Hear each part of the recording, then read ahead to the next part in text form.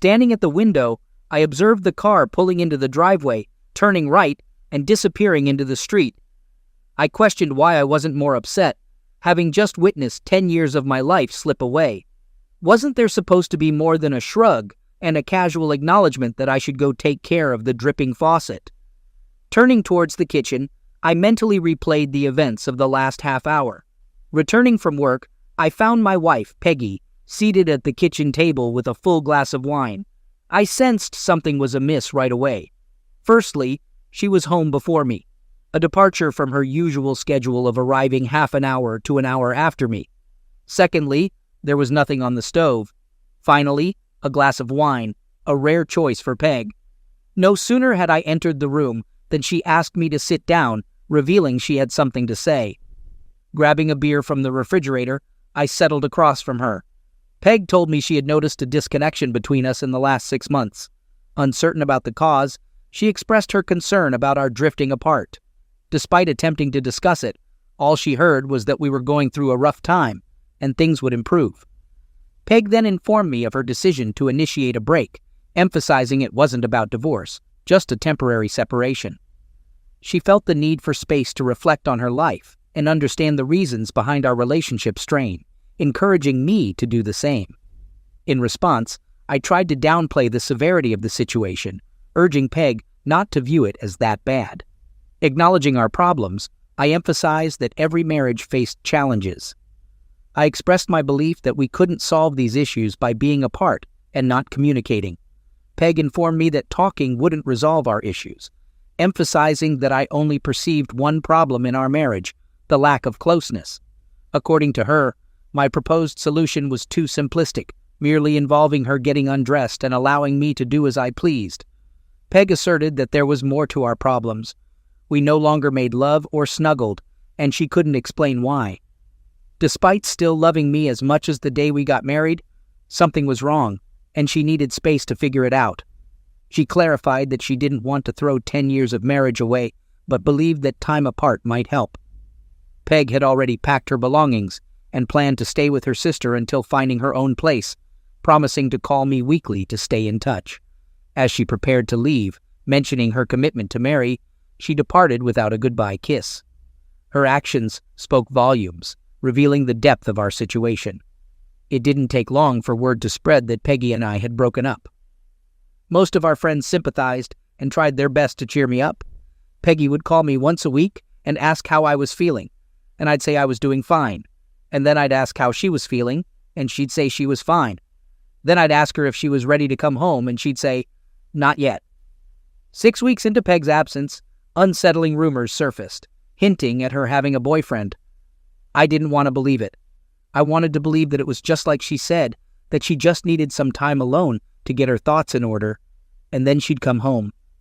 I kept hearing different things, so I decided to check out the rumors. I would find out where Peg was staying, do a little investigation, and put an end to the rumors. But no one could tell me where she was staying. Either couldn't or wouldn't. And I began to sense that something in the situation was extremely suspicious. I dined with my friend Tom, and his wife Tanya shared my concerns, inadvertently revealing that I planned to hire a private investigator to locate Peg and verify the rumors. I observed Tom exchanging a glance with Tanya, and she subtly nodded. Tom advised me to save my money, confirming the accuracy of the rumors, but refusing to disclose further details. In response to my inquiry about Peggy leaving me for someone named Adam White, Tom explained that Adam worked with Peggy, and she had indeed left me for him. I expressed confusion, questioning why she didn't simply get a divorce instead of opting for separation. Tom countered by highlighting Peg's meticulous planning, suggesting that she had been dating Adam for almost a year and likely had contingency plans in place. According to him, Peg might have organized the separation so she could return home if things didn't work out with Adam. Feeling frustrated with the lack of information from my supposed friends, I stood up, tossed my napkin on the table, and declared that I would walk myself before leaving. On the way home, I pondered what I had just discovered. No closeness with Peg for over a year because she refused to be with me. No closeness for over a year because she rejected my touch. And all the while, she pretended everything was fine. I stayed at home, played the good boy, and waited for the unfaithful truth. All my friends knew, yet they let me sit there and wait. The waiting was over. The next morning, I scheduled an appointment with the cordless detective agency and provided them with an advance. I informed them of Peg and her boyfriend's workplace, instructing them to gather all possible information. Then I went home and created a list of tasks to end my relationship with Peg. I mentioned that I would wait for the detective report, intending to have the list and be prepared once it was available. After completing the list, I leaned back in my chair and contemplated another issue. I acknowledged that it had been almost 16 months without any closeness due to Peg's rejection, and decided that now that I knew the reason, I wouldn't remain celibate any longer. Sitting at the kitchen table, sipping a beer and planning to end the long dry spell, I recalled Tom's words about Peg's meticulous planning. Knowing her well, I realized she had plans for my reaction and how to use it against me in the divorce. The list I made was useless. She could predict my response. A new list took shape, requiring immediate action and strategies to turn the tables on Peg. The next morning, I went to the bank to deposit my check. While there, I checked the safe Peg and I shared. The register showed Peg regularly checking it weekly. I noticed she was watching me, ready to respond at the first sign that I was on to her. I pondered that for a moment. Afterward, I removed the 5 certificates of deposit from the plastic envelopes, went upstairs, and used the bank's copy machine to duplicate all 5. Subsequently, I placed the copies back in the envelopes within the box. Unless Peg took the discs out of the envelopes to check them, she would never know about the switch. Knowing that Peg was keeping tabs on me, I casually took my passport out of the box and mentioned carelessly to the woman at the bank, as she returned the box, that I was going to Mexico for a fishing trip. I walked out of the bank with 5 CDs in my pocket. My visits to the bank averaged 2 times a week. During each visit, I cashed in 1 CD, paid an early withdrawal fee, and then stashed the cash when I got home. Lacking faith in credit cards due to their potential pitfalls, I held an American Express card in my name, where the full balance is settled with the bill, along with several gasoline company credit cards and 1 Visa card with a low limit. In contrast, Peg possessed a good half-dozen credit cards in her name, some with high limits. Monthly, I paid the bills, compiled a list of the balances, and set it aside. I compiled a list of desired items, then went online. Over the next 2 weeks, I initiated spending on Peg's credit cards. My intention was to leave her with substantial credit card debt upon my departure. I upgraded my computer, acquired a new Dell with all the accessories, purchased a Remington 700 on eBay, and obtained other items like a digital camera and a modern phone with various features. The house belonged to Peg, inherited from her parents, so I had no legal claim to it. Nevertheless, we used it as collateral for an open line of credit. Timing it right, I could draw from the line before she realized. Previously questioning why, during our trial separation, she left me in her house instead of asking me to leave, I now understood that being in the house implied I was eagerly awaiting her return. I viewed the separation as temporary from her perspective. Subsequently, I closed my 401(k) at work, paid the penalty, and saved the money. I leaned back in my chair and awaited the private investigator's report. The only challenge was how to discreetly conclude it without attracting attention. To avoid surveillance, I decided to plan weekend fishing trips. She was aware of my fondness for fishing and the catches I brought home, making it unlikely for her to hire a private investigator to follow me. After all, wasn't I a fool? Hadn't she been playing with my mind for over a year? On a Friday, just before leaving work, I received a call from Tanya, urging me to stop by their place. Despite attempting to decline, she insisted it was crucial, so I agreed to visit. Upon arrival, Tanya welcomed me and led me into the living room, where Tom was seated in a soft armchair. He stood up, extended his hand for a shake, and motioned for me to relax while he fetched a beer. Tom informed me that Tanya needed to talk to me, assuring me that he agreed completely with what she was going to say. After he left for the kitchen, Tanya indicated that I would need some beer. When Tom returned, he handed me a Bud Light, mentioned that he had things to do and wouldn't be back until midnight, and then left through the front door. With the door closing as the signal, Tanya began to speak. She acknowledged that I overheard their conversation the night I ran away from them, expressing regret for any hurt caused. Tanya explained that they genuinely liked me and didn't intend to hurt me. Complicating matters, she revealed that she and Peg were also friends. Tanya admitted they hoped Peg would return home to me, acknowledging my love for her. They had kept quiet, believing that if we were together again, forgiveness and forgetting wouldn't be an issue. Tanya considered this their apology and revealed it was only part of the reason they wanted me to stop by. Knowing my character, Tanya stated that they believed I wouldn't cheat on my wife, comparing it to my aversion to robbing a bank. Then she caught me off guard with a question about the duration since I last had closeness. I observed her attire for the first time, a deep-cut blouse showing ample cleavage, a short skirt, and high heels revealing attractive legs. Despite our friendship, I couldn't help but be physically affected. Remembering Tom's earlier comment, I began to suspect where the conversation was heading. In a subdued tone, I disclosed that it had been a year and a half. Tanya leaned toward me, and as she hoarsely expressed her desire to change that, I couldn't help but notice her provocative attire. I explained to Tanya that I couldn't proceed with the suggested arrangement, considering Tom's friendship. As I attempted to stand up, she firmly grabbed my arm and pulled me back down. Tanya reassured me that Tom was aware of the situation and had left to provide us with privacy. She clarified that it wasn't a pity or mercy gesture, but rather a decision they had been discussing for months. Tanya explained that Tom was infertile and they wanted a baby, expressing the hope that I could help them while they assisted me. Stunned, I sat there in a daze, trying to comprehend her proposal. When I finally found my voice, I expressed confusion, questioning why they had chosen me.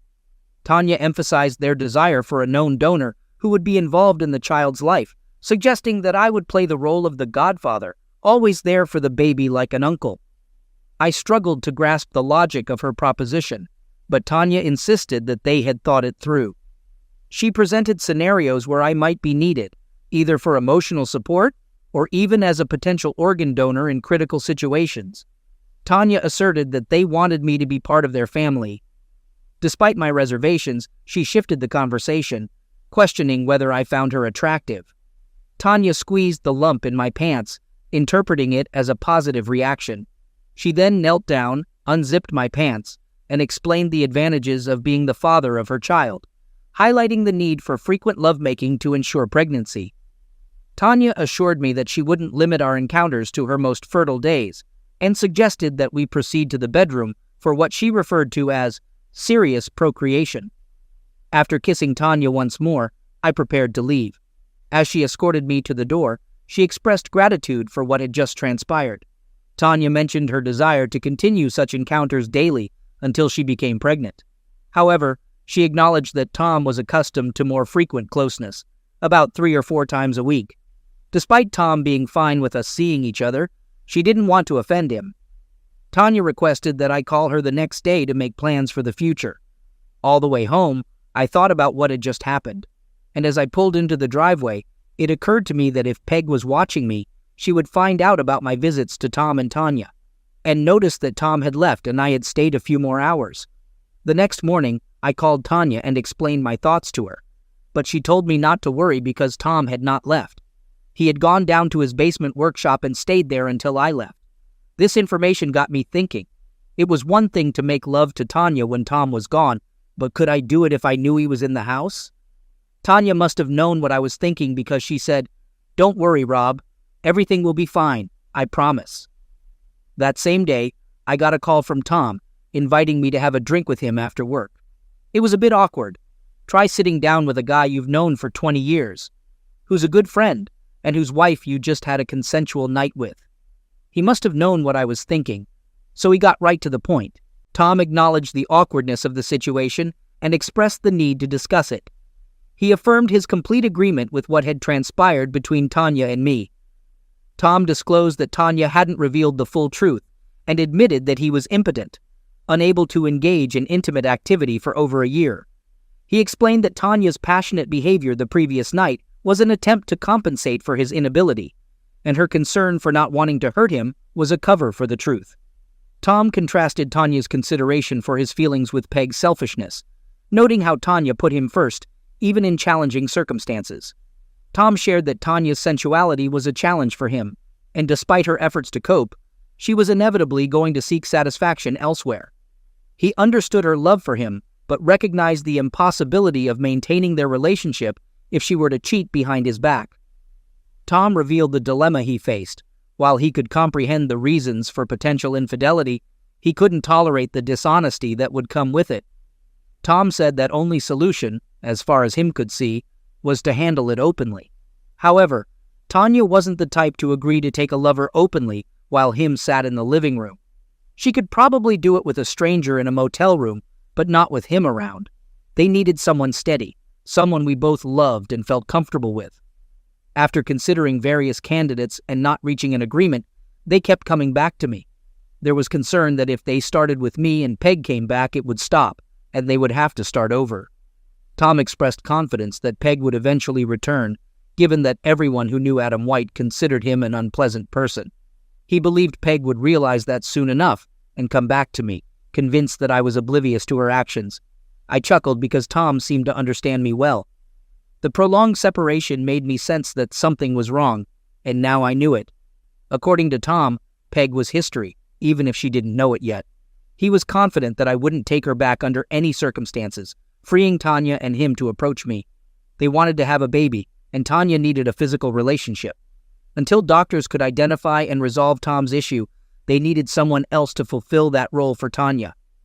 Tom acknowledged that it might sound peculiar, but he believed that me being intimate with his wife would, in fact, save his marriage. He wanted me to get used to the idea that he knew about it, and there was nothing wrong with him. I was left speechless, finding the situation so unusual that it was difficult to comprehend. Tom, after staring into his glass, turned his gaze to me and expressed his emotional struggle, sharing that the inability to satisfy his wife was deeply painful for him. He emphasized the devastating impact it would have on him if he were to lose her, and earnestly asked for my assistance, acknowledging the difficulty of the situation. After a brief pause, I nodded in agreement. On Sunday, I invited Tom, Tanya, and 3 other couples over for a barbecue. And when the other couples left, Tom went into the study and played on my computer while Tanya and I went upstairs to my bedroom. By the time I had undressed, Tanya was lying on the bed with her legs spread wide and begging me to hurry up. After spending an hour together, Tanya glanced at me and commented that Peg had managed to escape consequences for her actions, expressing her disbelief and suggesting that Peg must be either crazy or stupid. I could sense that Tom understood Tanya's sensuality. Before parting ways, Tanya reluctantly distanced herself from me a 3rd time. I then accompanied both Tanya and Tom to the car, where Tom shook my hand and Tanya kissed me on the cheek. We all concurred that the day had been a success and discussed the possibility of repeating the experience soon. To an outsider, our conversation would have appeared to be about a barbecue. Monday afternoon, I met with John Abbott of the Cordless Agency, and handing me the report, he said, "Every time I do one of these things, I hope it's just a misunderstanding and that nothing is going on. But there's no doubt about it. Here, your fee also covers our appearance in court on your behalf, if what you decide to do goes to trial." I shook his hand, walked out of his office, and on the way home, I wasn't at all as pissed off as I thought I would be. Probably because I had already accepted that it was true, and by the time I got the report, I had it all sorted out in my mind. What am I going to do about this situation? Nothing that I hadn't already done. The only thing I had to do was to get the line of credit in place in time, so that Peg wouldn't find out about it until it was too late. I'll meet with a lawyer and get the paperwork done, but I won't file it until I'm ready. For the next 5 weeks, we met with Tom and Tanya 3 or 4 times a week, either at their place or mine. They started a rumor that I was going through a rough patch and that they were spending time with me, trying to cheer me up. Peg called me every week, but I stopped asking how she was feeling and when she was coming home. Finally, I'd had enough. I wrote checks on the line of credit, and as soon as they ran out, I found an apartment, moved out of the house, and served Peg with divorce papers. Instead of infidelity, they cited irreconcilable differences. I did this so that Peg wouldn't know I knew about White. She'll see it as my way of encouraging her to decide to come home. She'll call me, write some nonsense about me overreacting, and then probably suggest we meet somewhere for drinks and dinner, where she'll try to calm me down and talk some sense into me. I'll agree to meet her, listen to her, and then tell her I'll think about it. That will give me a few days to clear my line of credit and clear my checking and savings accounts. It went exactly as I had envisioned. First, she called me and told me I was being unreasonable, that there was no need to get lawyers involved. I told her I was tired of the neither fish nor fowl situation. You don't want to be with me, so it's time for me to accept that and move on. I agreed to meet her at Angelo's. It was the first time I'd seen her since she left me, and she looked good. I would miss her. Thunder strike me. I really do, because it was obvious to me that I still loved her. But even if she came back to me, I knew I could never live with her again. But I didn't tell her that. Instead, I sat there and listened to her feed me a line of bullshit. She's been seeing a shrink, and that shrink has been helping Peg understand, blah, blah, blah. And Peg is making good progress, and all she needs is a little more time. I know this is hard for you, baby, but it's hard for me too. Please, baby, just give me a little more time. I said I would think about it and let her know. I waited 2 days, and then called my attorney, and told him it was time to move on to step 2. He canceled the divorce papers and sent Peg a notice that the filing was canceled. Peg called me from work, thanked me, and told me I wouldn't regret it. I smiled, knowing I wouldn't regret it, but she didn't know why, but she would find out soon enough. That night, I joined Tom and Tanya for dinner. After the meal, Tanya and I retired to her bedroom, where she spread a blanket and expressed a desire to make love instead of just having closeness. She revealed that a home pregnancy test on Tuesday and a doctor's confirmation that afternoon confirmed she was pregnant, and I was going to be a father. Although our encounter was brief that night, it was a slow and enjoyable session. Afterward, I informed Tanya that I might not see her again soon, as I planned to conclude the situation with Peg and White that week, possibly requiring me to leave town for a while. Tanya urged me not to take any drastic actions, emphasizing the need for the baby's father to be around. Concerned, she speculated that my decision might be influenced by Tom's situation, and she urged me to think about it differently. Despite our recent closeness, she emphasized that just because she got what she wanted doesn't mean she doesn't still need me. The next day, Adam White, a member of the Fraternal Order of Eagles, attended the meeting and left in good spirits after discussing potential opportunities for advancement within the organization with influential members. In an equally good mood, he got out of the car in the parking lot of his house. He locked the car door, turned around, and felt a blinding pain before everything around him went black. He was found by a neighbor who called paramedics, and the paramedics who responded to the call took him to the emergency room at the hospital, where it was discovered that both of his arms and both of his legs were broken, and his genitals were damaged so severely that both of his testicles had to be removed. He was in great pain when he opened his eyes and saw that he was in a hospital room and found that he could not move. He had plaster casts on his arms and legs and was in traction. He saw Peggy standing next to his bed with a look of horror on her face before he passed out again. I wasn't present, but I received a detailed account of the events. A man entered the room, approached Peg, who stood near the bed and glanced at White. The man inquired if she was Margaret Olson, and upon her affirmative response, he handed her legal documents, informing her that she had been served. Opening the envelope, Peg discovered that she was being sued for divorce, citing infidelity as the grounds. As she read the word infidelity and observed the state of White on the bed in front of her, her face turned pale and fear overcame her expression. Realizing the implications, she exclaimed, "Oh my God!" before sitting down in a chair and breaking into tears. The police inquired about my whereabouts that night. It transpired that I was engaged in a poker game commencing an hour before the Eagles meeting, extending for an additional hour after White entered the hospital. Peg inadvertently provided an alibi, funding it without awareness. While the guys were willing to assist for free, I utilized Peg's credit as a gesture of gratitude. The Home Shopping Network obtained her Visa card number for the digital cameras gifted to Bill and Steve. eBay utilized her MasterCard for the laptop given to Mike, the 19-inch flat panel monitor for Phil, and even covered the cost of the aluminum baseball bat. I embarked on a 2-month vacation. Once the police were convinced of my innocence in White's misfortune, I ventured to Mexico for a fishing trip. Before departing, I instructed my lawyer not to press for a divorce, maintaining the status quo. I intended to stay married, yet distance myself from Peg unless she resisted. Weekly calls to Tom and Tanya revealed Peg's return home. True love seemed absent in Peg and White's equation, as she never reconciled with him after being served next to his hospital bed. With credit card bills arriving, Peg discovered empty savings and checking accounts, a tied-up line of credit, and fake CDs in the safe deposit box. Desperate to find me, she learned from my boss, who led her to believe I left abruptly without notice. Upon demanding an appointment with my attorney, Peg discovered I had severed ties. The divorce proceedings settled his fees, and he no longer represented me. Peg had no alternative.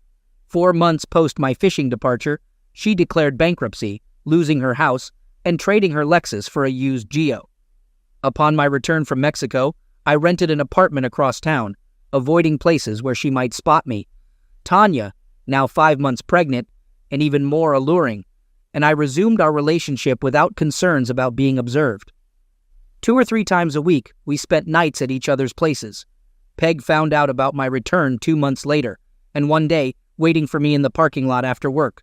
Ignoring her, I drove away, and she followed. Eventually, I pulled into Bud's Grill Bar parking lot, intending to talk to her away from my workplace. Already at the bar ordering a Bud Light, I observed her entering, scanning the surroundings before spotting me and making her way over while mumbling something. When she reached me, I anticipated her actions, turning on the stool, catching her hand, and squeezing it firmly.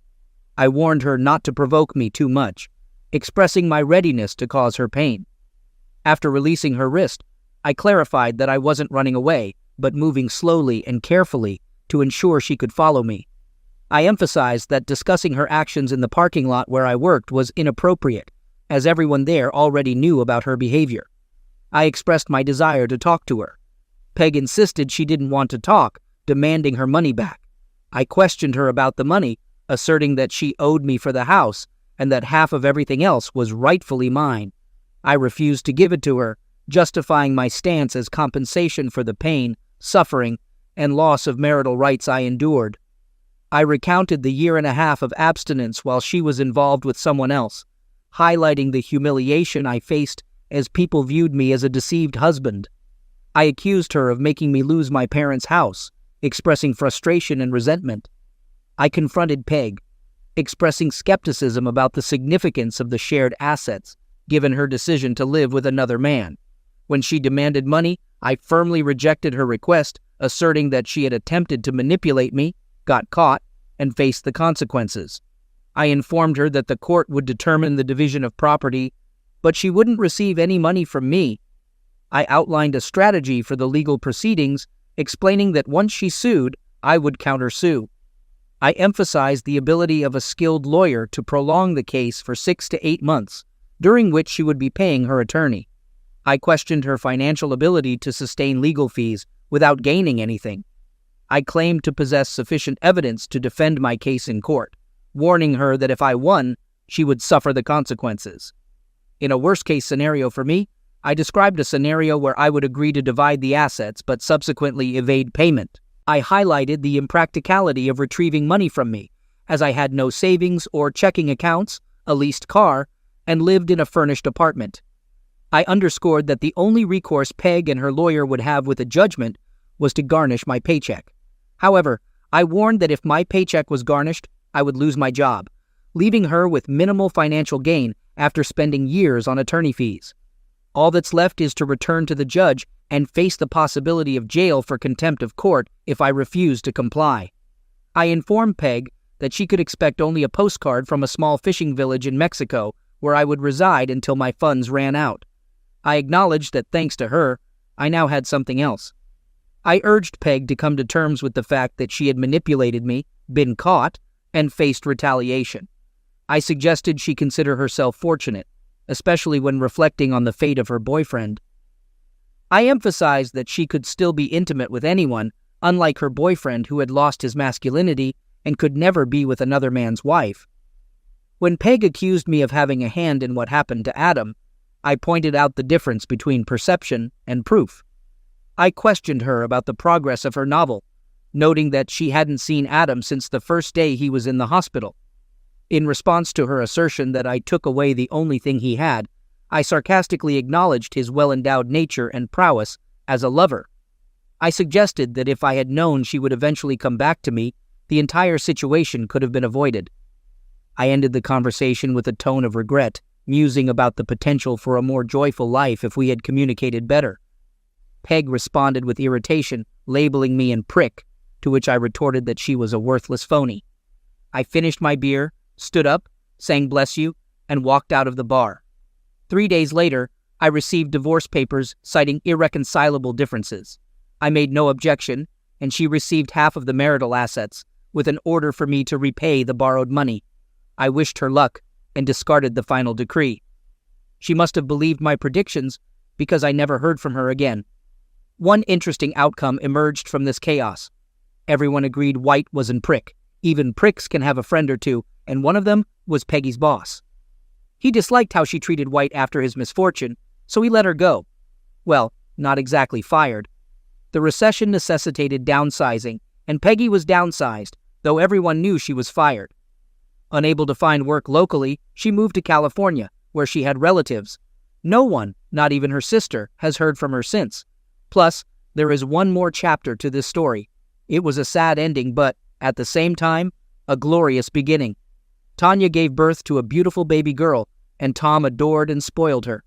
Uncle Rob became a regular visitor, spending countless hours with little Martha. Tom never revealed the full story to Tanya and me. He knew the cause of his erectile dysfunction, but kept it hidden, even from Tanya. Cancer went untreated and spread. After his funeral, Tanya handed me an envelope. On it was written, "For Rob only." I looked at her, and she shrugged, saying, "I have no idea. It's addressed to you, so I don't know what's inside." I opened it and read, "Hey buddy, if you're reading this, I'm leaving. There was a reason I chose you. Yes, it was me, not Tanya, to be the father of our child. I knew I wouldn't be there for them, and I wanted someone I could trust to watch over them. I knew I could count on you. Don't let me down, brother. Take care of our girls." I held out the letter to Tanya, and she read it and cried. I hugged her for comfort, and she asked me what I was going to do. I would do exactly what he suggested, take care of my girls. 6 months later, Tanya and I got married.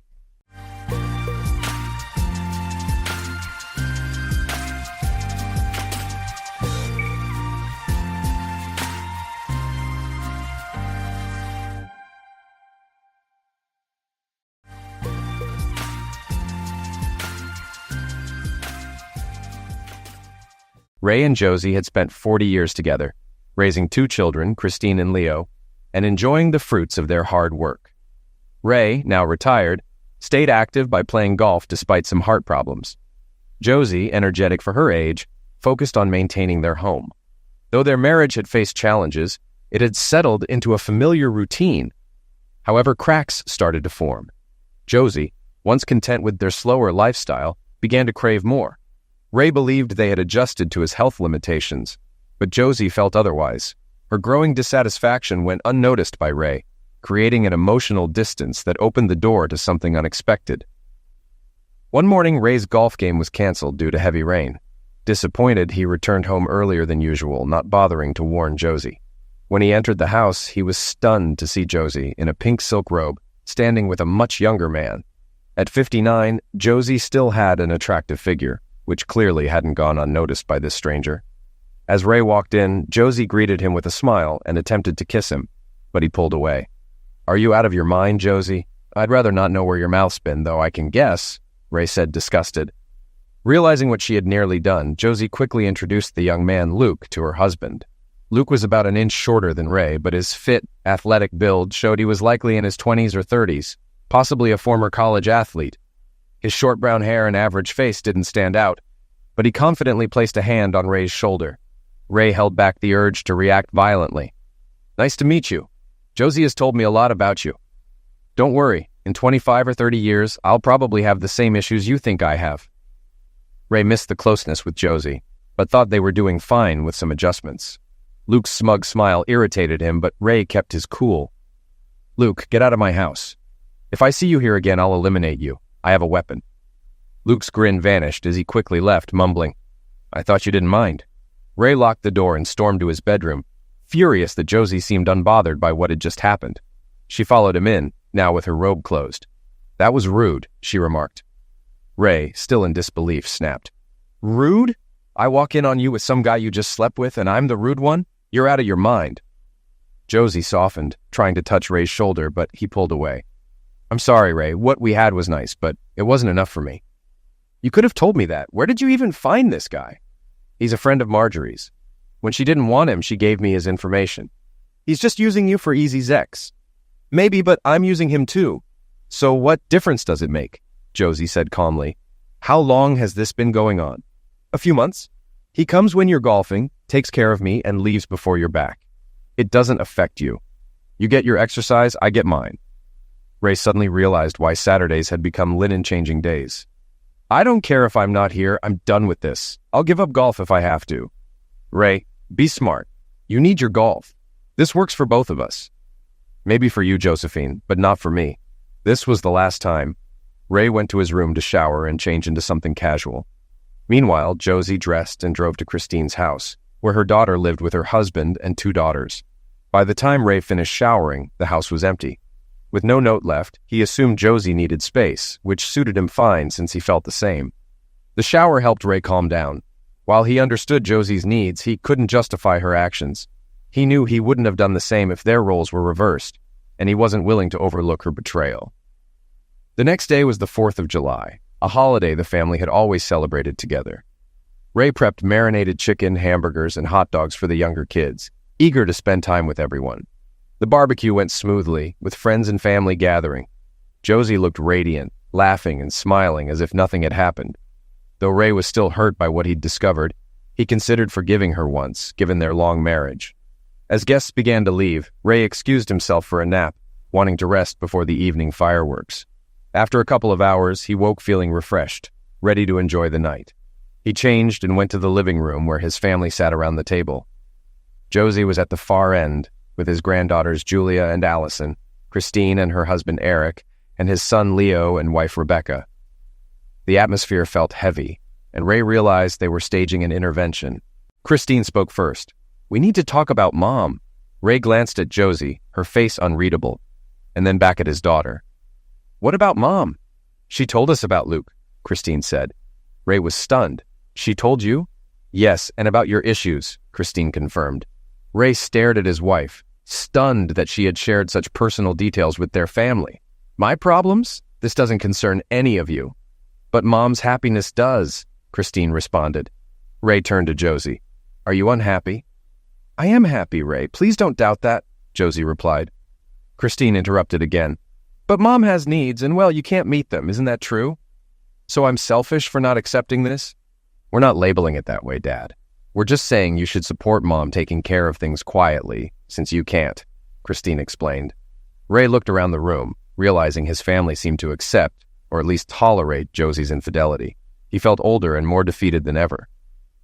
"Do you all agree?" Ray asked, searching their faces.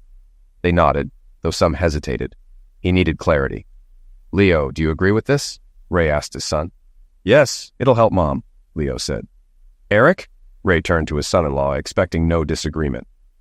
"I don't see it being a big problem," Eric replied. "Rebecca?" Ray asked his daughter-in-law, who seemed to shy away. "Well, as long as she's discreet," Rebecca said uncertainly. Finally, Ray turned to his granddaughters. They were part of a different generation, and he wasn't sure where they stood on this issue. "What about you girls?" "Grandpa, we shouldn't be involved," Julia, the eldest, said. "Come on, you're almost adults. I'm sure you have opinions," Ray pressed. Julia and Allison exchanged glances, then looked at their parents, who urged them to speak. Ray knew what was coming. They had been convinced to side with their grandmother. "Well, a lot of our friends are fine with their partners seeing other people. It's just Zex," Julia finally said. "It's just Zex." Ray had expected to hear this eventually. Josie had clearly manipulated everyone to get her way and keep her affair going. Realizing there was no point in arguing, Ray looked at Josie, who was watching him eagerly. "That's it, Josephine. Majority rules. You'll get what you want." Josie's face lit up with satisfaction. Ray turned to leave, but heard her call his name. For a moment, he hoped she might reconsider, but instead she asked, "Can I tell Luke you were joking about eliminating him?" "Sure, I'm going for a drive." "Dad, it's time for the fireworks," Leo reminded him. "Go without me. I don't want to go," Ray replied. As he left the house, he heard cheers behind him. Glancing through the window, he saw Josie being hugged by the family, united in their support of her affair.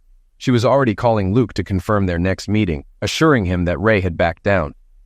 The family piled into the car, chatting and laughing as they headed to the fireworks, confident Ray would come around. Meanwhile, Ray drove to a quiet hill overlooking the city, a place he often went to think. He was deeply hurt by his family's betrayal, feeling cast aside and useless. Their support of Josie's infidelity made him feel like an outsider, as if he had been discarded, much like the old stories of elders being abandoned when they were no longer seen as useful. All Ray wanted was to sleep, but napping during the day had its downsides. It was after midnight when he finally returned home. He saw that Christine's car was still there, along with Josie's, but everyone else had left. As he approached, Josie opened the front door, likely alerted by the sound of his car alarm. "Where have you been? I was so worried," she said. Ray walked past her without responding. Christine sat on the sofa, looking at him curiously. "Why are you still here?" he asked. "Mom was worried when you didn't come back after the fireworks. Everyone else had to leave early, so I stayed." "You could have answered your phone," Christine replied. Ray glanced at his phone, remembering he'd turned it off earlier. "As you can see, I'm fine. You can go home." Christine was shocked. Her father was usually kind and polite, but this was different. She watched him head to his bedroom and shut the door. She grabbed her purse, kissed her mom goodbye, and left. By the time Josie finished cleaning, Ray was already asleep. The house remained quiet the following week. Josie knew Ray wasn't happy with her affair, but believed he would come to terms with it because he loved her. She was confident he would eventually forget or push it aside. For Ray, though, it felt like his life had crumbled. After decades of being a devoted family man, he was now cast aside by the very people he had prioritized. Josie's decision to involve the family in her affair marked the end of their marriage in his eyes. Their support of her betrayal shattered his sense of belonging in the family. Everything he had built was slipping away. On Saturday, Ray followed his routine and drove to the country club to meet his golf group. These were 8 older men who mixed up their foursomes weekly. Though Ray tried to focus on the game, he knew exactly what was happening at home. His performance wasn't the worst, but it was the worst he'd had in a while. Smiling through the light-hearted jokes felt nearly impossible. Josie watched Ray leave for golf at 7 a.m., hoping to show affection with a kiss, but he remained cold and distant. Though she hated hurting him, she pushed the thought aside. When Luke arrived, she had him parked down the street to avoid attracting attention. After he knocked, she let him in, wearing only a robe, which quickly ended up on the floor as they kissed passionately. Luke lifted her into his arms and carried her to the bedroom, where their encounter lasted about 2 hours. Afterward, Luke showered while Josie made the bed and started laundry. By the time Ray was expected home, everything was in order. When Ray didn't return by 2 o'clock, Josie became slightly concerned. By 3 o'clock, she started calling him, but all calls went to voicemail. By 5 o'clock, with still no word, her worry grew. By 7 o'clock, she called Christine for help. Soon, Christine, her husband Eric, and their daughters were at Josie's house. Eric went to the country club where he learned Ray had left hours earlier. Christine called the police, but they couldn't officially file a missing person report yet. With no way to reach Ray's golfing friends, the family was left to wait anxiously. Around 11 p.m., Julia saw headlights coming up the driveway. Sensing a confrontation, she and her sister went upstairs, while Eric, already asleep, stayed in Leo's old room. Only Josie and Christine remained to face Ray. Ray entered the house, unsurprised to see Josie waiting in the hallway and only mildly surprised to find Christine still there. He had seen her car outside but assumed she might leave them alone. Clearly, she was staying to support her mother. "Where have you been?" Josie snapped. "I was playing golf," Ray replied calmly. "Not afternoon, you weren't there anymore." "True. After golf, I had lunch at the clubhouse. Then I saw the new Dwayne Johnson movie. Not bad, a bit cliched, though."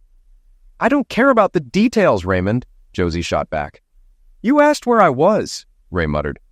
"I want to know why you didn't come home and why you ignored your phone." "My phone didn't ring," Ray said, showing her it was off. "And I didn't come home because I didn't want to be here when your friend was—" Josie, frustrated, said, "Everything was cleaned up long before you finished golf. There was no reason for you to stay out all day." "As I said, I won't be here at the same time as your friend. It's late. I'm going to bed." Ray walked past Josie, briefly meeting Christine's gaze but saying nothing as he went to the bedroom.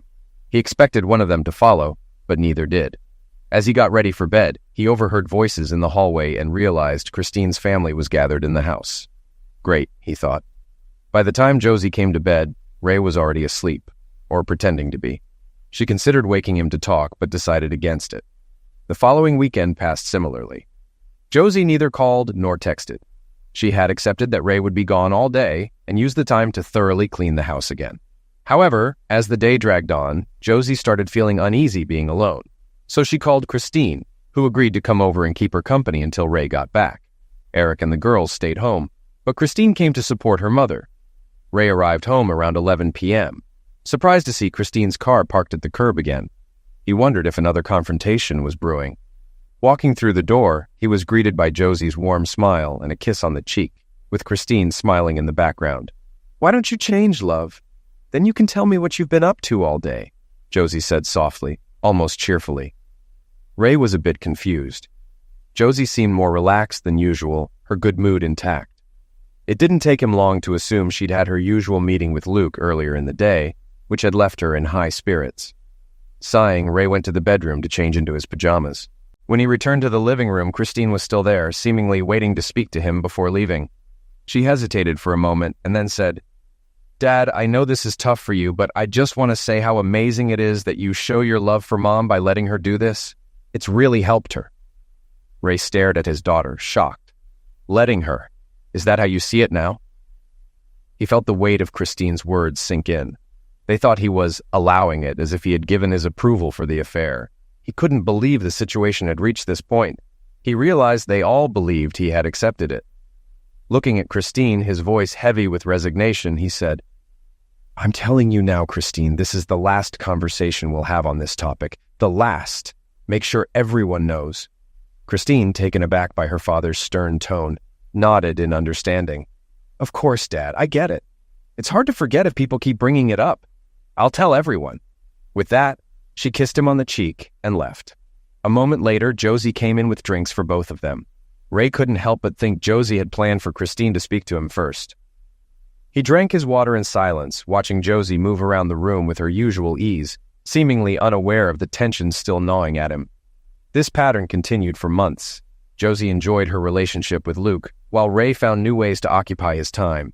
He still played golf every Saturday morning and watched movies, but he began exploring other activities as well. He tried mini-golf, bowling, and even arcade games.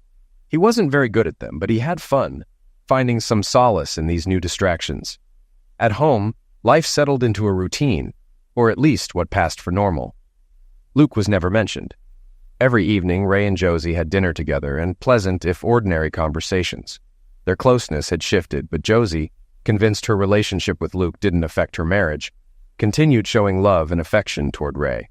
If she noticed that Ray rarely reciprocated, she didn't mention it, perhaps too comfortable in the situation she had created. Maybe because Ray never brought up Luke, she believed he was more okay with it than he really was. Ray was in for a shock when Thanksgiving arrived. "Mom, Luke's here," Christine called from the front of the house. Ray, sitting in a chair reading the newspaper, froze. If he had been drinking something, he would have spat it out. His hands tightened around the paper as the words echoed in his head. "Oh, good," Josie said. "I wasn't sure he'd make it." Ray felt a surge of anger rise in him. He pressed the lever on the chair, lowering the footrest, and stood up, seething. "What the hell is he doing here?" he demanded, glaring at Josie. "I invited him for Thanksgiving," she replied calmly. "He doesn't have family in town, and he had nowhere to go. I told you I wouldn't be here at the same time as him. That's why I'm not around on Saturdays." Ray's voice trembled with rage. "And now you invite him to my house for a family holiday?" "This is my home too, Raymond. He's not here for Zex. It's just dinner. I expect you to behave," Josie said coldly, standing firm. Ray couldn't believe what he was hearing. Josie turned and walked to the front door to greet Luke, introducing him to their children, their spouses, and their granddaughters, as though it were the most natural thing in the world. She took Luke's hand and led him into the living room to meet Ray. But when they turned the corner, Ray was no longer there, or at least not in the chair where he had been moments before. Josie looked around, puzzled, before realizing he had left. She headed to the kitchen, hearing the garage door motor start. She arrived just in time to see the door lowering as Ray's car pulled out of the driveway. "Was that Dad who just left?" Christine asked, noticing the taillights disappear. "Yes, it was," Josie responded irritably, heading to her bedroom to gather her thoughts. Luke, looking uneasy, approached Christine. "Should I go? Maybe it'd be better if I left," he asked. "No, Luke, it's fine. This is my dad's problem, not yours. You're always welcome here." Luke hesitated, clearly not wanting to cause more trouble, but when Christine reassured him, he nodded and stayed.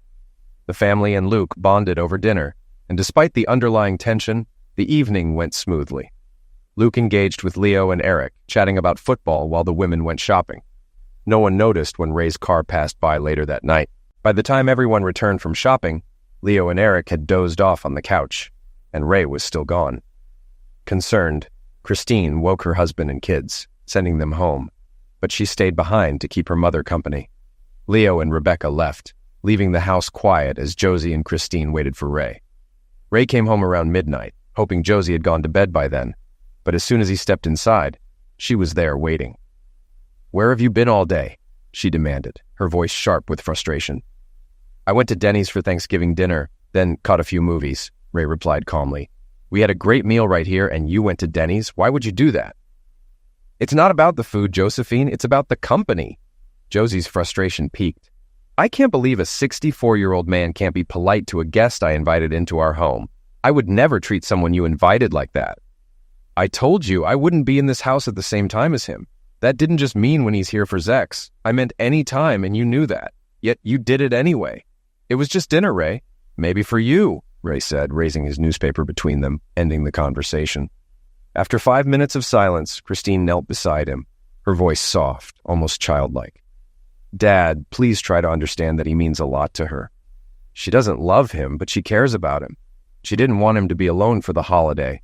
Ray sighed. "And you don't think there's a problem with Mom's friend becoming part of the family?" "He's not family, Dad. He's just a friend like anyone else." Ray realized the argument was over. "Of course, Christine. I understand." Christine looked relieved. "I hope so, Dad. See you later." She kissed him on the cheek and left. Josie didn't appear again that night.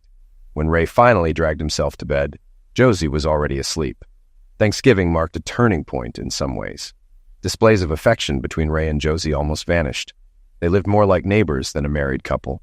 Josie believed her decision to have a lover was justified by Ray's condition, viewing his reaction as selfish and driven by pride.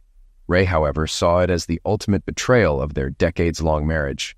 They only communicated when necessary, and the love that had sustained them for over 40 years had faded.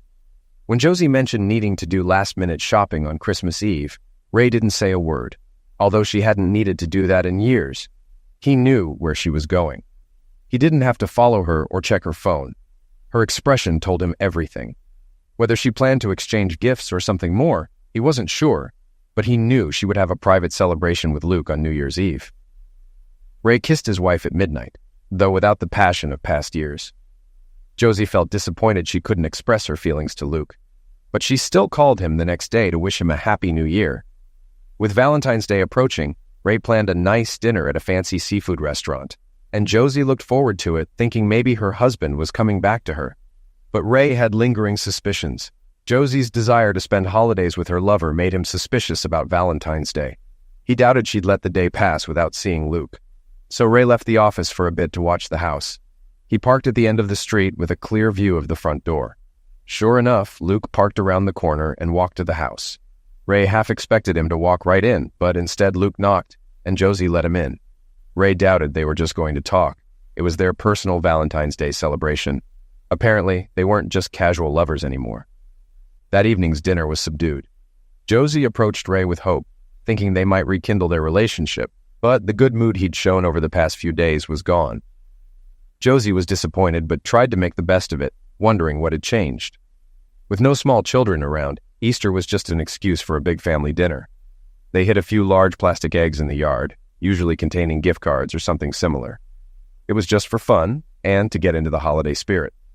To Ray's relief, Luke wasn't invited. Josie had at least respected that after the Thanksgiving disaster. But Ray knew she met him on days other than Saturday mornings, maybe more often than he realized. She had done it for Valentine's Day, and she could easily do it on other days as well. After the morning festivities ended, Ray announced he was going to lie down. While he was a little tired, it was nothing he couldn't handle. He mainly wanted to avoid being around the family that had betrayed him.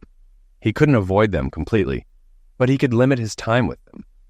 It was a beautiful day, so he opened a window overlooking the backyard, letting a cool breeze in.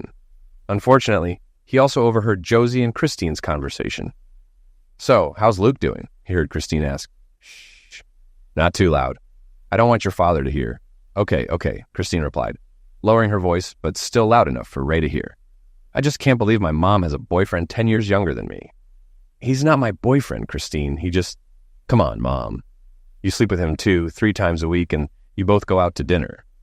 You might not want to call him your boyfriend, but that's what he is." Okay, he's my boyfriend. I just want to be considerate of your father's feelings." "I know, Mom. I love Dad too, and I don't want him to get hurt. But let's be honest. He's an old man and you're still young. He's only 5 years older than me, Christine." "In actual age, yes. But you're active, and he can barely get through the day without a nap. You deserve this. Honestly, I'm a little jealous you're dating again." "Does anyone else know? I mean, other than Saturday mornings, Leo, Eric, Rebecca?"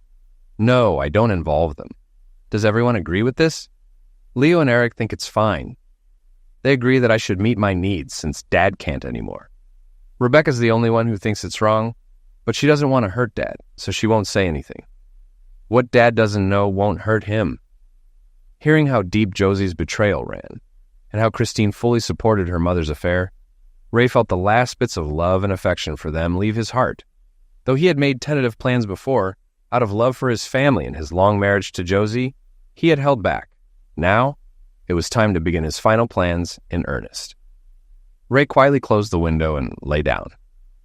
Over the next few months, Ray's relationships with Josie and Christine deteriorated further. Things weren't much better with his sons and son-in-law, but he tried to improve things with Rebecca and his granddaughters, believing they were too young to fully understand the situation. Mother's Day had its own traditions in Ray's family.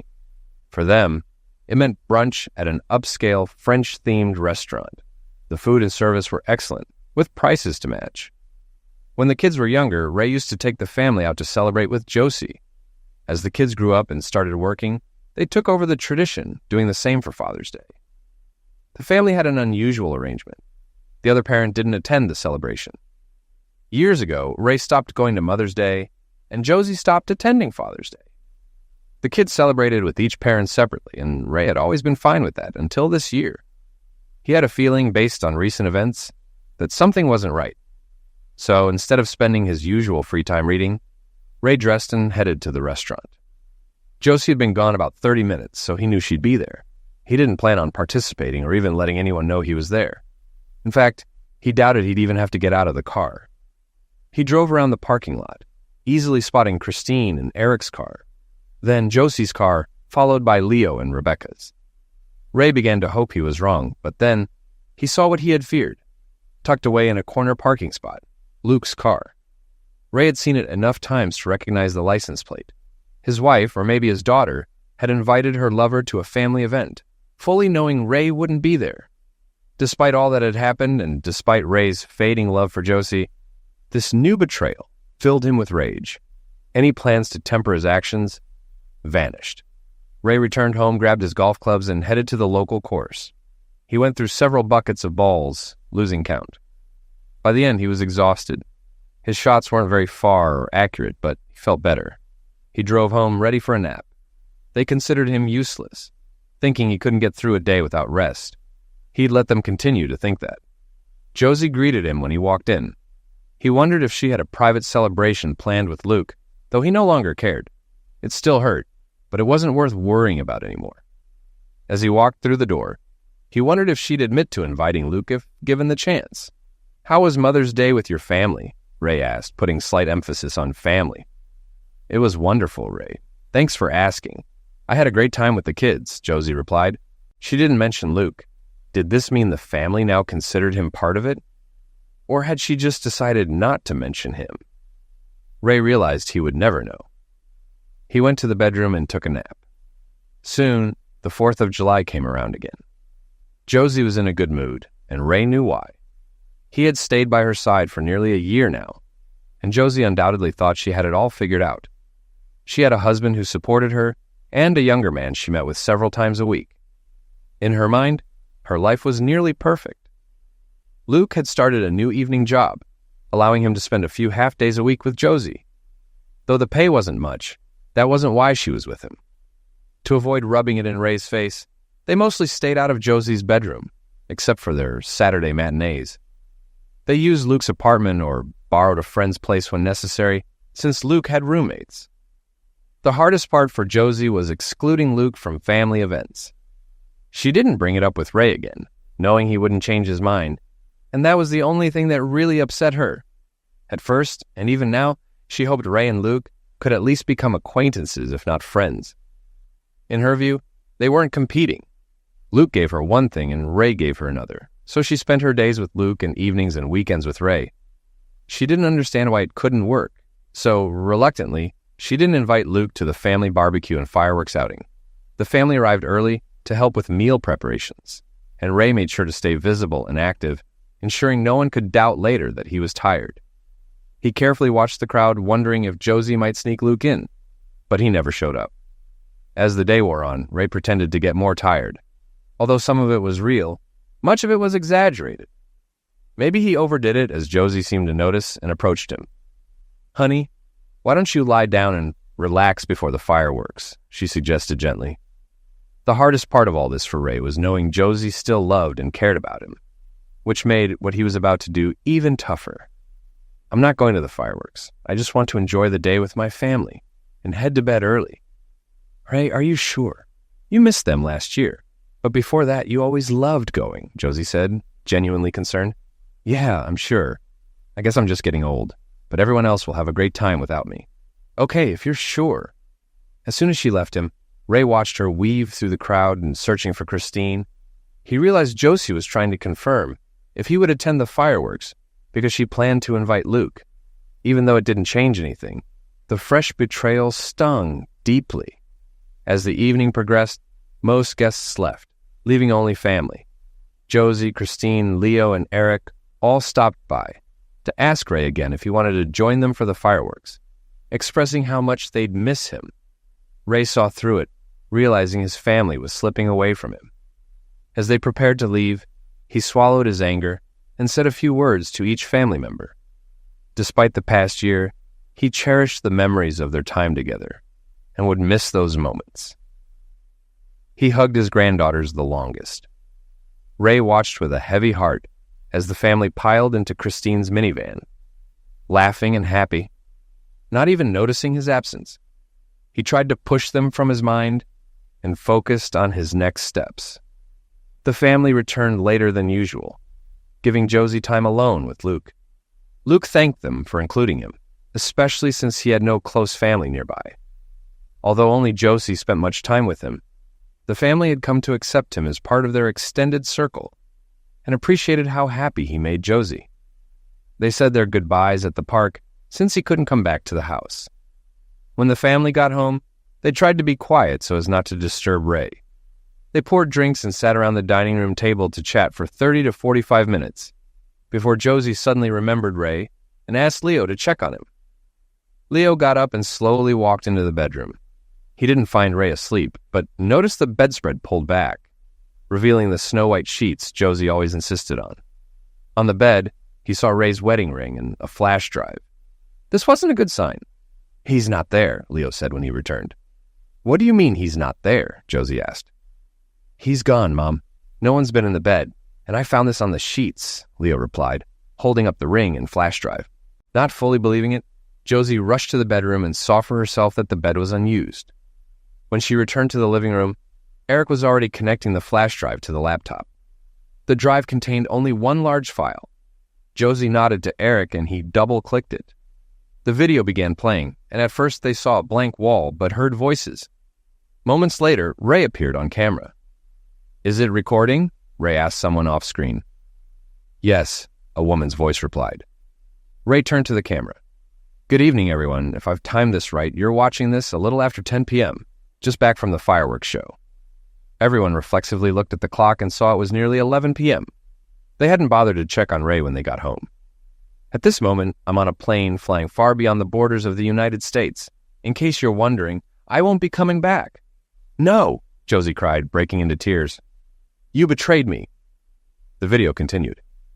Each of you, my wife, who had my love and support for over 40 years, never having to work a day outside of raising our children, threw me aside like trash for a man half my age. And when I dared to object, you turned the whole family against me. I thought 40 years of loyalty, dedication, faithfulness, and support would mean something to you, Josephine.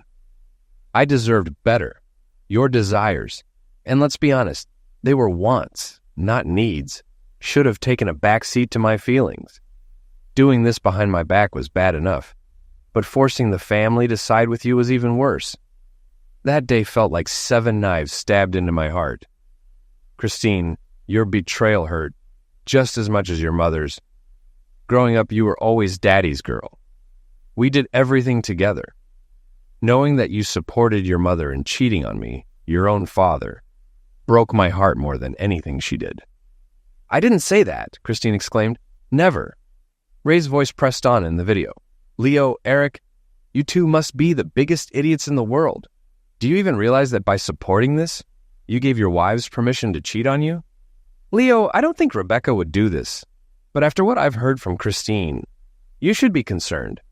Eric, if Christine ever claims you're not satisfying her, she'll walk away. She's already told her mother how jealous she is. Eric looked over at Christine, who shook her head as Ray's words echoed through the room. No, baby, I never said that. I would never do that, Christine protested. Ray's voice didn't waver. And what about you, Eric? You can't really object to what's happening, can you? You've already said it's normal for Josie. Or is it only normal because it wasn't happening to you? What will happen when it's your turn? Christine will deny she'd ever do such a thing, but ask her if she thinks it would be wrong for her. Why was it okay for her mother? Her answer will tell you everything. Eric paused the video and looked at his wife. You said you were jealous of your mom? I don't remember exactly what I said. I just meant I was glad she was experiencing a new relationship and rediscovering herself. So, do you want to rediscover yourself with someone else? Eric asked. No, baby. Please don't blow this out of proportion. I love you and don't want to be with anyone else. Unless I can't perform anymore, right? Honey, can we discuss this later? We need to focus on Mom right now. Ray's voice from the video cut through their conversation. But this isn't over yet. Eric pressed play again and Ray's voice filled the room. I didn't want to stay in a marriage where my wife cheated on me every week. I certainly wasn't going to stick around when I found out it was happening several times a week. Sorry, Josephine, but you weren't nearly as discreet as you thought. Inviting him to Mother's Day? That was tasteless. I won't tell you where I've gone, but even if you find me, there's nothing you can do about it. Everyone in the room sat in silence, tension thick in the air, as Ray continued. I should also mention the financial situation I left you with. I took most of our money because I intend to live the rest of my life in comfort, as a reward for putting everyone else first for decades. Josephine, I left you the house, which, as you know, is fully paid off and worth several $100,000. My lawyer will help you with the sale if you want. I also left $400,000 in the bank. That's $10,000 for every good year you gave me. Unfortunately, there haven't been any loans of goodwill in the last year. Don't worry about me. After taking the rest of our assets, including the investments, I'm sitting on nearly 8 figures. I'll be just fine, though I doubt any of you really care. The way I've been treated over the past year shows how you all truly feel about me. Everyone exchanged uneasy glances but remained silent. Oh, and if you're worried I'll spend my golden years alone, don't be. I already have a companion, and she's sitting next to me on the plane right now. Let me introduce her, Deborah. A woman's face appeared in the frame, matching the female voice from earlier. Hello, I'm Deborah. I'll be helping Ray spend what could have been your inheritance, she said, waving at the camera. She appeared to be in her mid-50s, an attractive brunette. Ray smiled at the camera before continuing. Deborah and I have been keeping each other company for the past 4 or 5 months, ever since I told her what my wife was doing. We've been spending a lot of time together and discovered how compatible we are. Josephine, you probably remember Deborah. You've met her several times. We worked together for over 30 years, since she was hired in the marketing department. She took early retirement to join me at my new home. We've been close friends all this time, and the best part? Deborah's needs are simple. Just affection, hugs, kisses, and maybe a few other things. I'm looking forward to it." Everyone in the room looked at Josie, gauging her reaction to Ray's revelation. It was clear from her expression that she wasn't taking it well. Eric paused the video. "Mom, are you okay?" Leo asked. "No, Leo, I'm definitely not okay. But let's just finish this," she replied. Eric resumed the video, and Ray's voice grew more somber as he addressed Josie directly. "Josephine, I loved you from the day we met. If anyone had told me you could treat me like this, I would have knocked them out before they could finish. I looked forward to spending our final years together with visits from our children, grandchildren, and maybe great-grandchildren. I'm so disappointed that your physical desires ruined that for us, for me. I hope it was worth it for you. You should have enough money to live comfortably, especially if you sell the house. If you need more, I'm sure the children who supported your romance will support you financially as well. After all, it was my money that got them through college and into their good jobs, so I had a lot to do with that." The tension in the room thickened as Ray's voice continued. "It was a terrible year, and things kept getting worse. I knew about the extra time you spend with him each week. I could have ended this months ago, but I liked the idea of declaring my independence on Independence Day, so I waited. Part of me will always love you, or at least what we had. I wish things were different, but somewhere along the way, you forgot that marriage is about us, not just you and me. I never made decisions that would benefit me and hurt you, unlike what you did with Luke.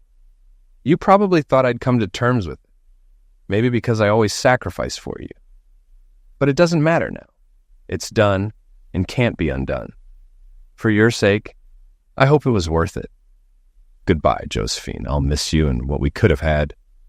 Ray looked directly at the camera, and the screen went black. Everyone in the room was in tears, some more than others. None of them had expected Josie and Luke's relationship to drive Ray away.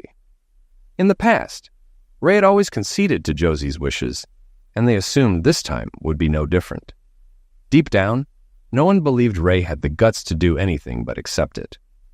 Tired and shaken, they all decided to stay overnight at Josie's house to support her. Rebecca was cleaning the kitchen when the phone rang. She usually only got calls from her husband Leo or the occasional telemarketer. The number was blocked, which struck her as odd, but she decided to answer. "Hello," Rebecca answered the phone. "Rebecca, it's Ray," came the familiar voice on the other end. "Oh God, Ray, how are you? Where are you?" Rebecca asked, concern clear in her voice.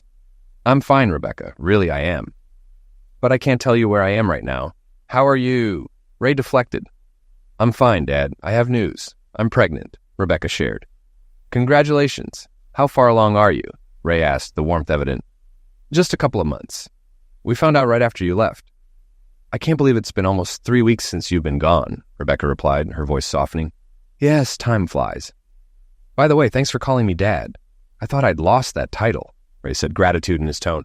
"Not with me, you haven't," Rebecca reassured him. "You know, Dad, I owe you an apology. I should have spoken up when everyone confronted you. It was wrong, but I was new to the family and scared," Rebecca admitted, her voice wavering slightly. "I had a feeling, but honestly, it wouldn't have changed anything. Josie and Christine were determined to push through with it." "You're forgiven," Ray said calmly. "Thank you, Dad. That means so much, especially because I want both grandfathers in my baby's life." "Will you be part of it?" Rebecca asked hopefully. "We'll see. I'm not coming back to the States, but maybe we can work something out." "I'd love to see you and the baby," Ray responded. "So, how are things over there?" Rebecca inquired. In a word, tense, Ray sighed. Josie isn't herself most of the time, though she still sees Luke several times a week. Christine and Eric are having problems, but they're keeping it under wraps. I think your comment about Christine looking for an excuse to cheat hit a nerve. How are you and Leo? Rebecca switched topics. We're fine. Still in the early stages of marriage, so it's fresh. Christine and Eric have been together longer, so maybe that makes them more cautious, Ray said. The granddaughters are devastated, though, Rebecca added. That surprises me. You've always been close with them, Ray responded, surprised. They miss spending time with you. They don't think casual sex is a big deal, but they understand it's different when you're married, Rebecca explained. I get it. Christine's influence is clear in their reactions, Ray acknowledged. Listen, could you gather everyone at your place tonight? I think I'm ready to talk. I don't think that'll be a problem, Dad, Rebecca agreed. Then we'll talk later, Ray concluded. That evening, the entire family gathered in Leo and Rebecca's living room. Rebecca had made it clear that Luke wasn't invited. Though she prepared sandwiches, the tension in the air left everyone too preoccupied to eat. At exactly 8 o'clock, the phone rang. Rebecca placed it on speaker. Hi, Dad. Everyone's here, Rebecca announced. Thanks, honey. Just so you all know, Deborah is with me. Let's try to have a polite conversation, not an argument. Does everyone agree? Ray asked. The family members murmured their agreement. Good. I wanted to wait until some time had passed before we talked. I contacted Rebecca first because I sensed she wasn't as comfortable with all of this as the rest of you. Leo, congratulations on the baby, Ray started. Thanks, Dad. I'll try to live up to the standards of fatherhood you set. And I mean that, Leo replied. As they say, the best thing you can do for your children is to love their mother. Keep that in mind, and you'll do great, Ray advised. Ray then addressed his granddaughters. Allison? Julia? Yes, Grandpa, they responded together. Girls, I was disappointed you sided with your grandmother, but your aunts Rebecca and Deborah convinced me that you may have been pressured and didn't fully understand. You lack the life experience to comprehend the complexities of adulthood and a 40-year marriage. I still have your emails and phone numbers, so we can talk more about this later if that's okay. Of course, Grandpa. We just miss you, Allison replied. I miss you too. Why don't you both find something to do while the adults talk? Ray suggested. The girls hugged their grandmother and said goodbye before leaving the room. So, Ray continued, does anyone have something they're dying to say? Ray, honey, please, Josie began, unsurprising to everyone. Please come back. We can work through this. If you had told me you were really leaving, we could have fixed it. Why did it have to go this far, Josephine? I told you I wouldn't accept this, but you turned to the family for support. You started inviting him to family events and seeing him multiple times a week.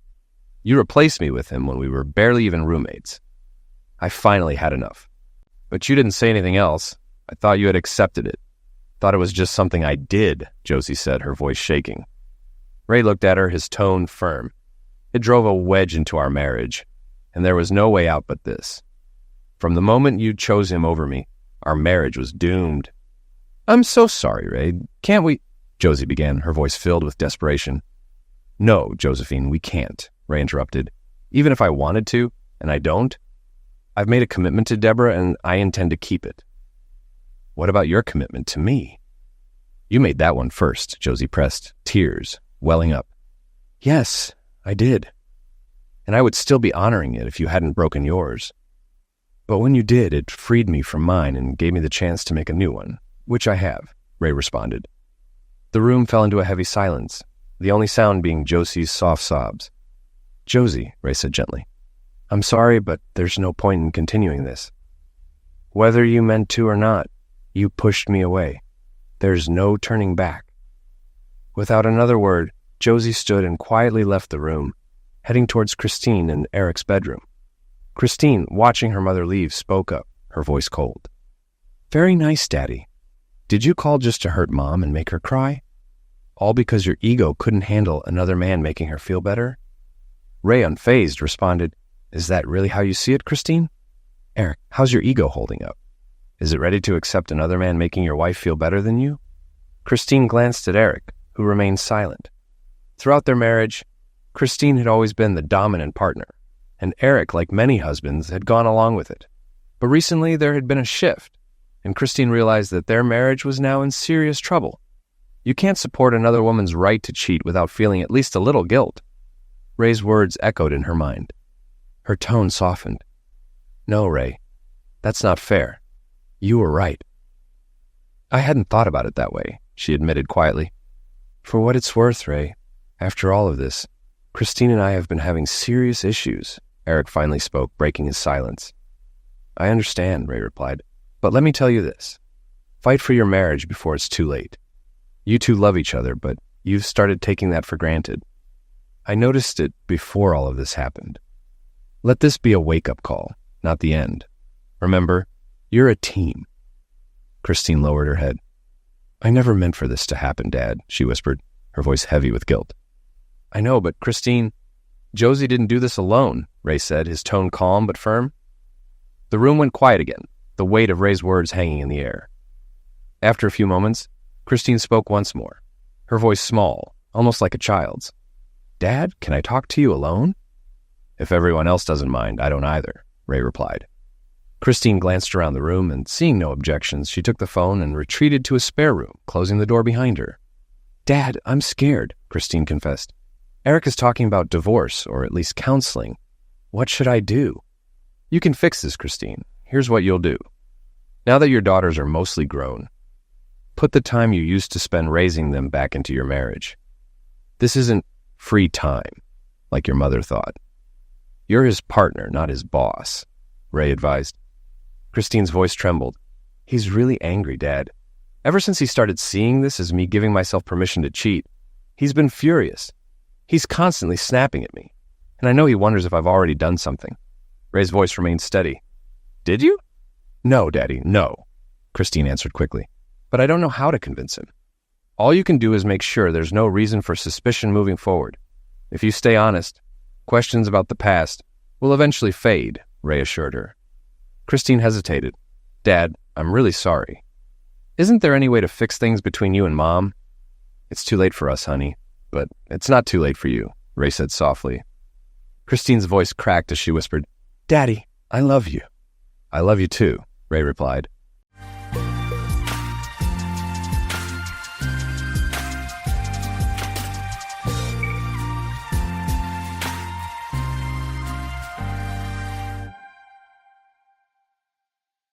Welcome to Lost Relation Chronicles. I'm 44 years old, male, and have been married for 10 years. My wife is 41, and we've been together for 13 years.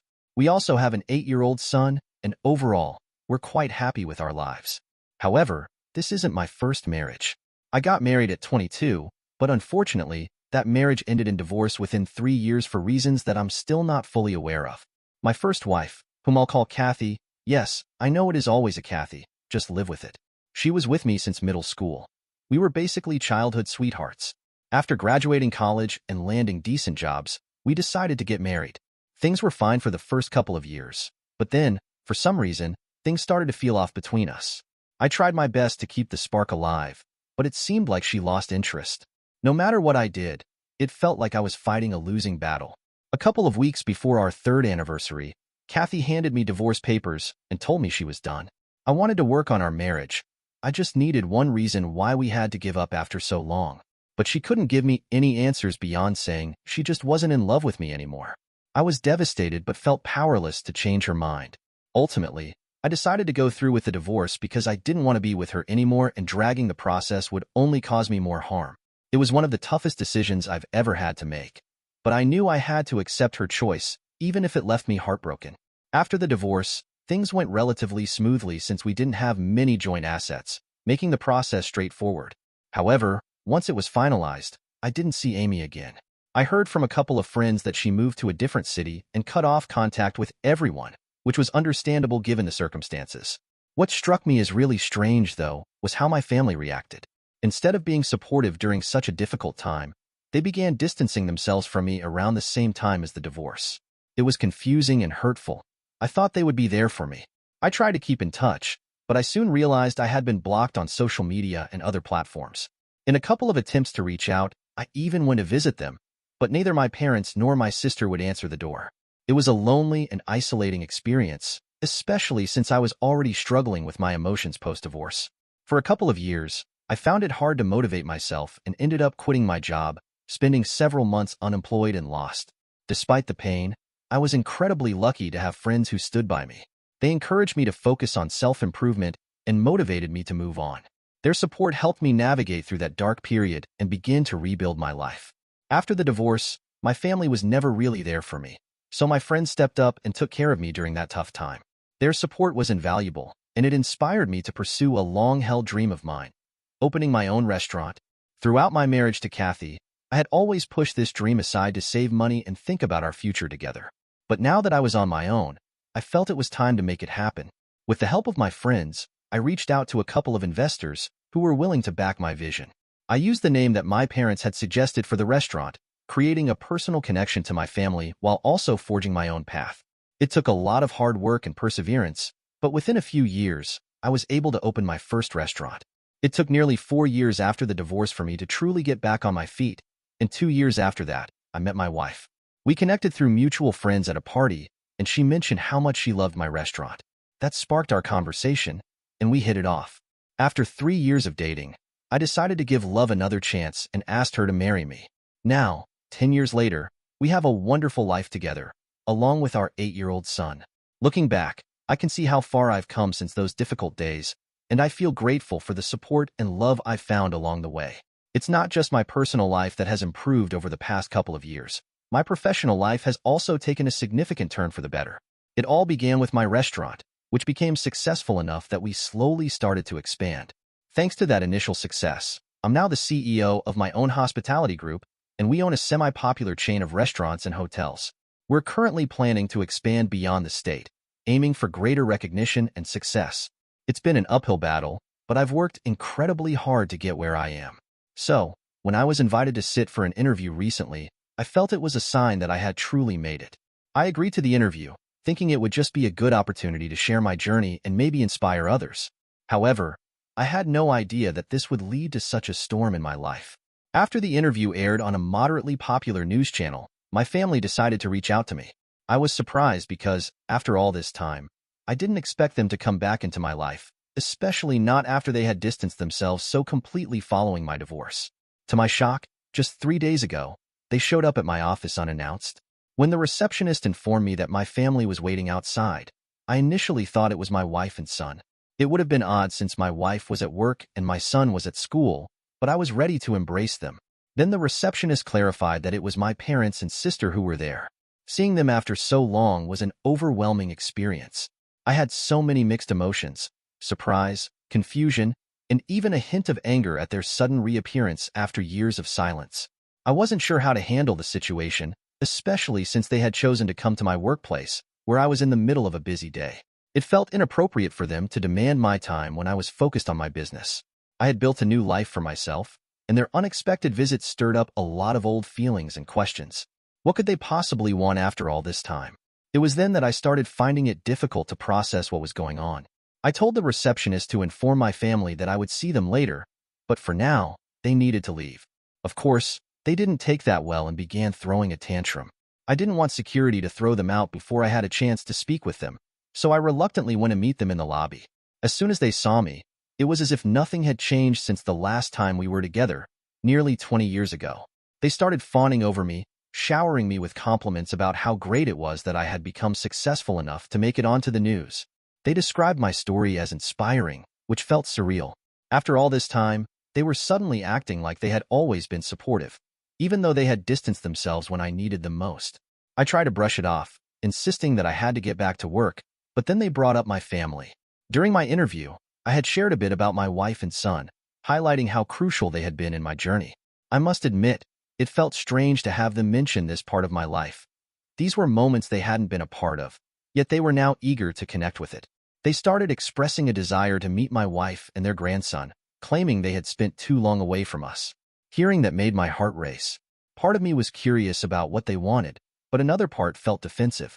At that point, they started telling me that I hadn't put in enough effort to get in touch with them after the divorce and that I should have tried harder. This caught me off guard, but I realized that I might finally be able to get some clarity about what had happened back then.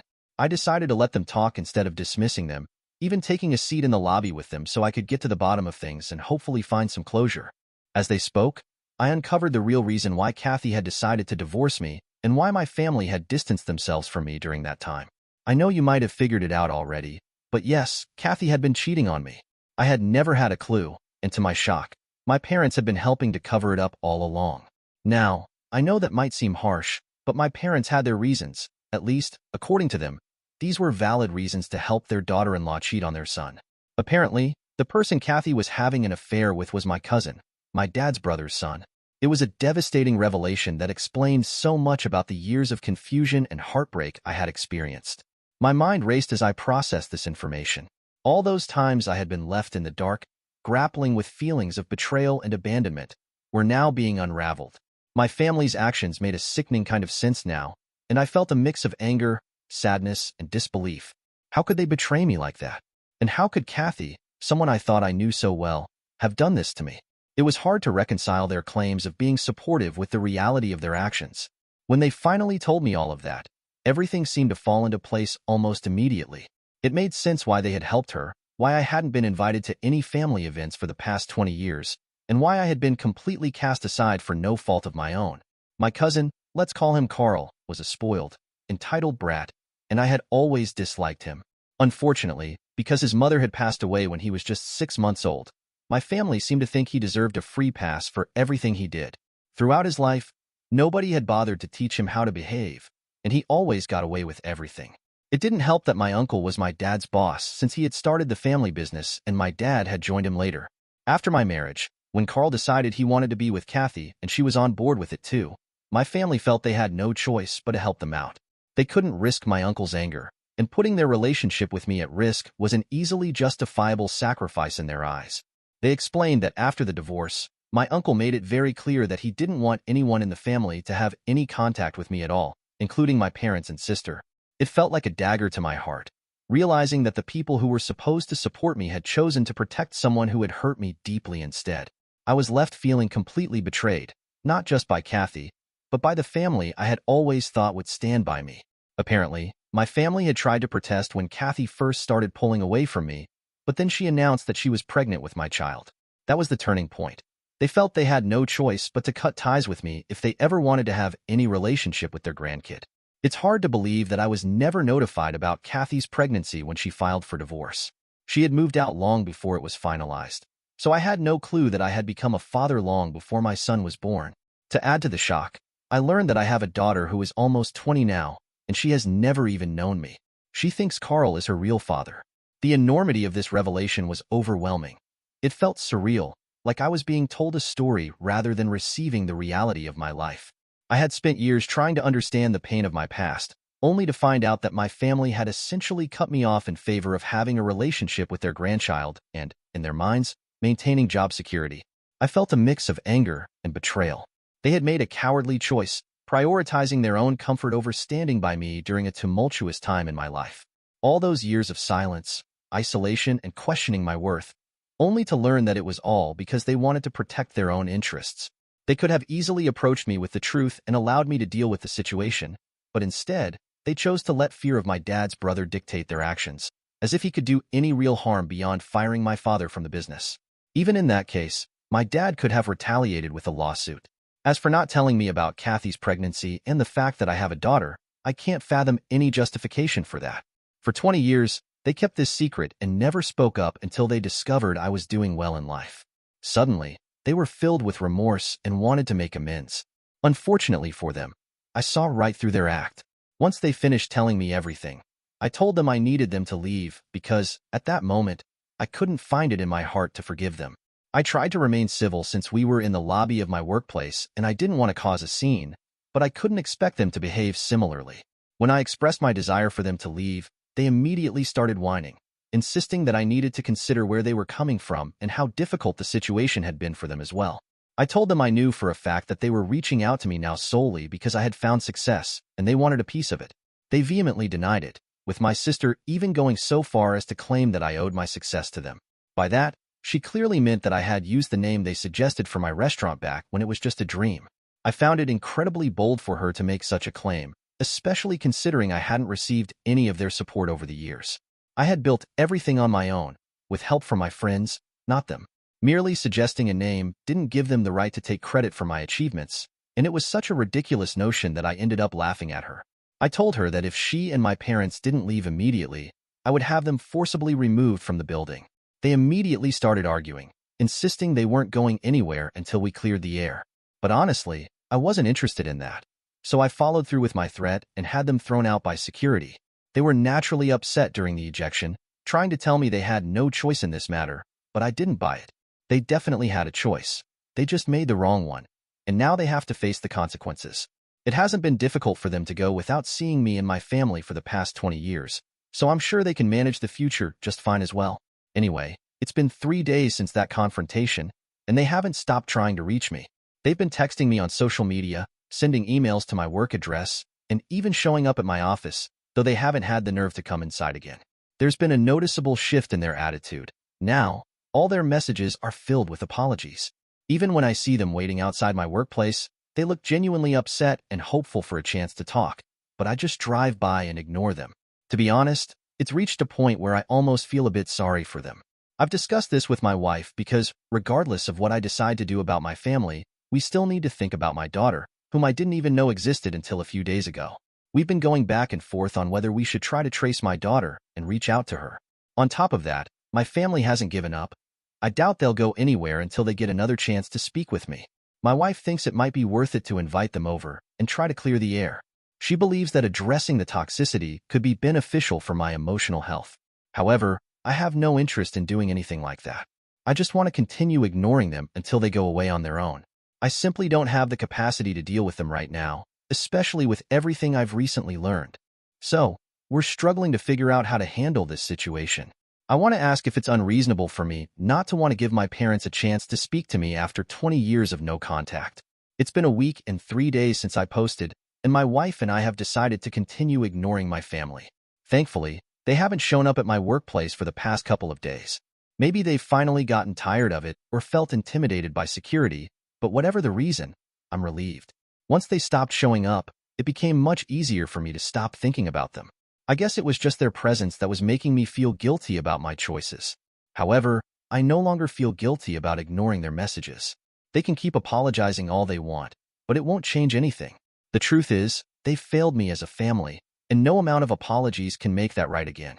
They continue to send messages from various accounts and email addresses, but I'm not even bothering to block them anymore. What's the point? They'll just create new ones to try to reach out to me, and I'll keep ignoring it all. Let's see how long they can keep this up and how sincere their apologies really are. Now, on to the other issue my wife and I are dealing with, our daughter. We have her full name and know where she goes to college since my parents mentioned it during our conversation. My assistant even managed to find her social media accounts for me, but so far, I haven't taken any action. I'm unsure whether it's appropriate to reach out or how to tell her that I'm her biological father.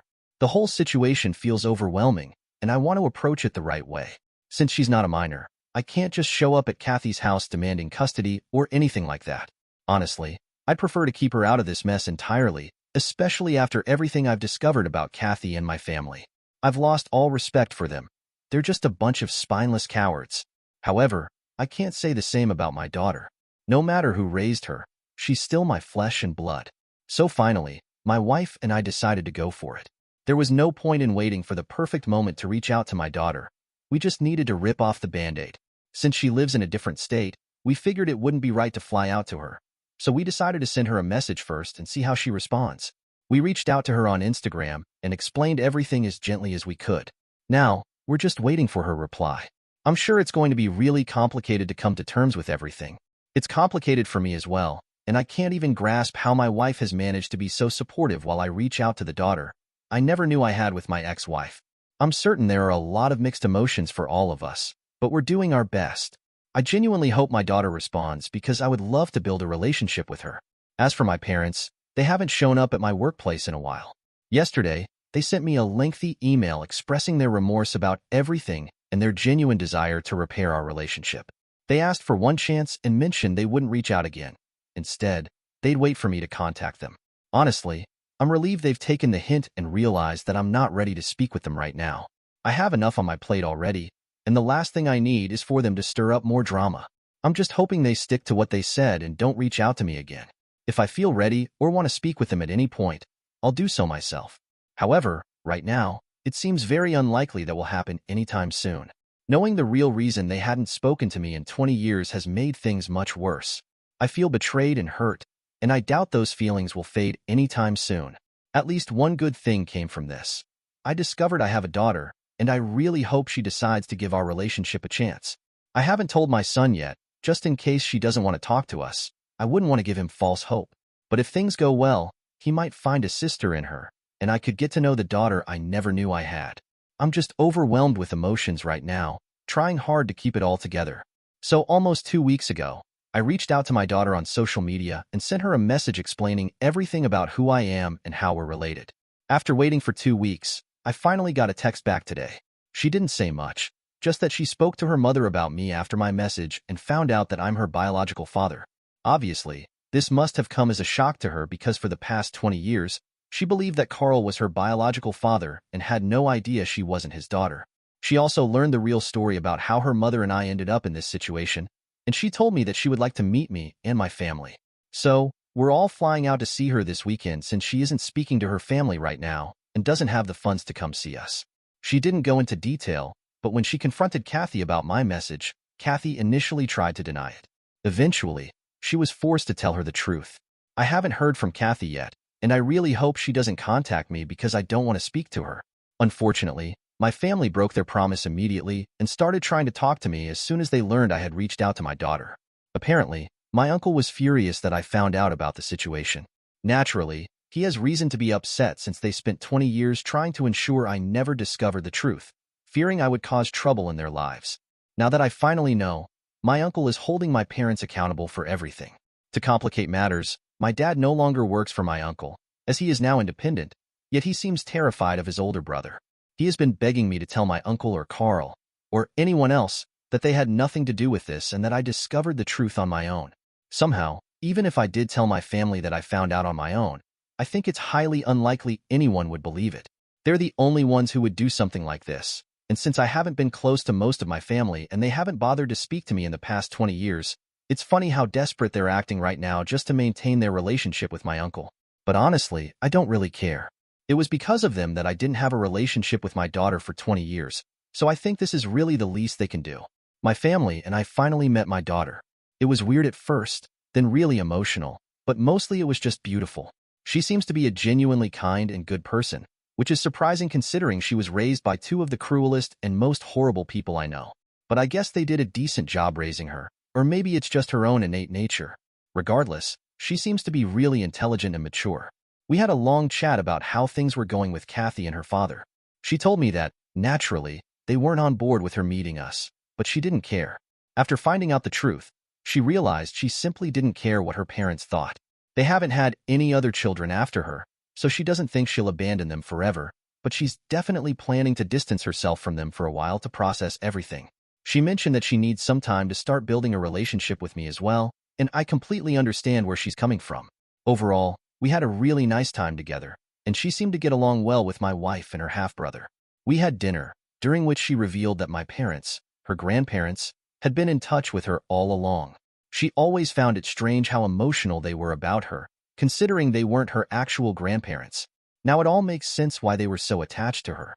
However, after everything she's discovered, she sees all of them in a different light, and so do I. I can completely understand how she feels. Well, maybe not entirely since I'm much older, and she's just 20, but I can't imagine it's a lot harder for her. She's been lied to her entire life by the people she thought were the closest to her, and that must be incredibly difficult to reconcile. Both of us are going to have to work on this, and I'm hopeful that the future will be better. I know it has to be because we're committed to making it the best it can be. What truly brings me joy is that the meeting went well, and my family seems to be content with everything that has happened, as do I. I feel quite at peace with the situation, regardless of what my family or Kathy and Carl have done. What matters most is that after so many years, we finally have a chance to make things right, and I'm determined to make the most of that opportunity. As I left work that evening, a strange sense of peace washed over me. I had just met my daughter, and we had begun to bridge the chasm created by years of lies. But that calm was shattered when I spotted my uncle and Carl waiting for me in the parking lot, their faces twisted in anger. "What do you think you're doing, playing family with her?" My uncle spat, venom dripping from his words. "You're nothing to her, just a biological accident." Carl stepped forward, fists clenched and ready to fight. "You don't get to waltz back into her life after all these years. Stay away from her, or you'll regret it." I could feel the rage bubbling up inside me. "You think you can intimidate me? You've already destroyed enough lives. I'm not afraid of you." In a heartbeat, the confrontation escalated. I lunged at Carl, throwing a punch that connected hard with his jaw, sending him staggering back. My uncle charged me, but I sidestepped and delivered a swift kick that sent him crashing into a parked car. What followed was a brutal exchange. I fought like a man possessed, driven by years of pent-up frustration. Each punch I landed was a release, a cathartic explosion of anger and hurt. I could see the shock on their faces as I unleashed everything I had. In mere moments, they were on the ground, gasping for breath. The sight of them, bruised and defeated, felt like justice for all the years of betrayal they had inflicted upon me. I stood over them, my chest heaving with adrenaline. "Consider this a warning," I said, my voice low and steady. "Stay out of my life, and stay away from my daughter. She deserves better than the lies you've fed her." Just as the weight of my anger began to lift, I heard sirens approaching.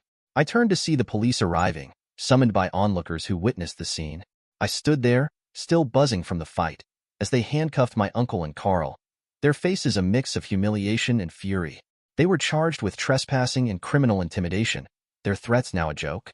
I took a deep breath and pulled out my phone to call my parents. I knew I needed to make my boundaries clear. "Stay away from me and my family. You've done enough damage. I'm cutting ties with all of you. This is the last time I'll ask." I hung up feeling a strange mix of relief and finality. I wouldn't let them hurt me any longer. Meanwhile, my daughter was making her own choices. After hearing the full story of the deception and manipulation from her adoptive family, she decided to cut ties with them, too. "I don't need them in my life anymore," she told me, her voice steady and resolute. "They lied to me for so long. I want to start fresh with you and your family." In that moment, I felt a weight lift from my shoulders. I had fought for something real and meaningful, and now we had a chance to build a future together, free from the shadows of betrayal. Together, we would forge a new path, and this time, we wouldn't look back. Dear listeners, please share your thoughts in the comments section below, and don't forget to like, share, and subscribe. Welcome to Lost Relation Chronicles. Hey, I'm Gavin. I don't even remember when her words stopped hurting and started becoming just background noise. It's been about a year since my twin brother was murdered, and the healing has been slow, but I'm making progress. What I didn't expect was how much things would change between Claire and me. Last Tuesday, I was folding laundry in our bedroom, something I'd been doing more often to help ease Claire's workload. I had just finished folding a towel when she walked in. "Seriously, Gavin? That's how you fold towels?" she said with contempt. "It looks like a 5-year-old did it." I sighed, my shoulders sagging. "I'm just trying to help, Claire." "Well, you're not. You're just making more work for me," she snapped, yanking the towel from the pile and refolding it with sharp, irritated motions. I wanted to defend myself, to say I was doing my best, but instead, I just nodded and muttered, "Sorry." It wasn't always like this. When we first got married 3 years ago, Claire used to laugh at my awkward attempts at housework. She'd tease me, playfully, and then show me the right way to do things. Now, it seems like everything I do annoys her. Just yesterday, I was out mowing the lawn. It was sweltering, and I was drenched in sweat by the time I finished the backyard. Claire came outside, her face tight with irritation. "You missed a spot," she said, pointing to a small patch near the fence. "And why are you mowing in that pattern? It looks ridiculous." I wiped the sweat from my forehead, feeling a mix of frustration and defeat. "I'll fix it," I replied, my voice flat. As I pushed the mower back to take care of the missed patch, I couldn't help but think about how different things used to be. Back then, Claire and I would tackle yard work together on weekends, laughing and joking around. Now, it feels like I can't do anything right in her eyes. It's not just about the chores either. She criticizes the decisions I make at work, how I dress, even how I talk to our friends. The other day, I bought groceries without asking her first. You'd think I'd committed a major crime from the way she reacted. "Whole wheat pasta. Really, Gavin?" Claire's voice was laced with disdain as she rummaged through the grocery bags. "And generic brand cereal? God, do you even think before you do anything?" I stood there, still holding my keys, feeling like I'd been slapped. I was just trying to save us some money," I stammered, caught off guard. She rolled her eyes. "Well, next time, don't think. Just ask me first." As I put the groceries away, feeling small and useless, something clicked. This wasn't just a passing mood or stress. This had become our marriage. When did my wife turn into someone so harsh and critical? And when did I become the person who just takes it without saying anything? I was mulling over these thoughts when my phone buzzed. It was a text from my sister, Nina. We hadn't talked much since the funeral, both of us processing our grief in our own ways. Her message caught me off guard. "Hey, little bro, by 2 minutes. I'm back in town. Can we catch up soon? Miss you." I stared at the screen, a wave of emotions rushing through me. Part of me was eager to reconnect with Nina, someone who knew me before everything fell apart. But another part of me was anxious. What would she think of the man I've become? As I typed out a reply to Nina, I could hear Claire in the kitchen, muttering under her breath about how I'd bought the wrong brand of coffee. I hit send on a simple "sure, let's meet up," and for the first time in months, I felt a flicker of hope. Maybe talking to Nina would help me understand everything that's been going wrong. I just wish I knew when things started to fall apart and why I've let it go on for so long. Now let's check Claire's side. Hey there, I'm Claire. Some days, I can barely stand to look at Gavin. It's like he forgot how to be a man after we got married. I thought I was marrying a partner, someone who'd challenge me, someone who would make life exciting. Instead, I got this.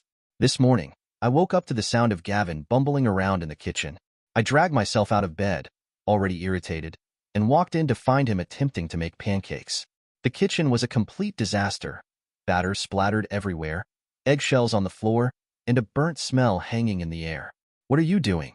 I snapped, rubbing my temples in frustration. Gavin turned to me with a sheepish smile. "I wanted to surprise you with breakfast." I glanced at the chaos, batter on the counter, eggshells scattered on the floor, and then back at his hopeful face. A surge of disappointment, or maybe anger, rose up inside me. I couldn't even tell anymore. "Well, congratulations. I'm surprised at how much extra work you've made for me." His face fell, and for a moment, I felt a flicker of guilt. But really, who makes this much mess over something as simple as pancakes? I grabbed a cloth and started cleaning up, muttering under my breath. "I'm sorry, Claire." "I'll clean it up," Gavin said, reaching for the cloth. I yanked it out of his reach. "No, you've done enough. Just go get ready for work or something." He shuffled out of the kitchen, and as I wiped the counter, I couldn't stop thinking about how things used to be. When we first got married, Gavin's clumsy, romantic gestures were charming. Now, they only highlight how inadequate he feels to me. It's not just at home either. Last week, we went to his company's dinner party. I spent hours getting ready, wanting to look perfect and make a good impression. And Gavin? He showed up in a wrinkled shirt and a mismatched tie. When Gavin's boss came over to chat at the dinner party, Gavin fumbled through the conversation, missing a perfect chance to talk about his recent successes. Afterward, on the drive home, I couldn't hold it in any longer. "Why didn't you speak up about your work?" I demanded. "Do you even want that promotion?" Gavin's hands tightened on the steering wheel. I just froze. "You know I'm not good at that stuff," I scoffed, frustration bubbling over. "Well, you better get good at it.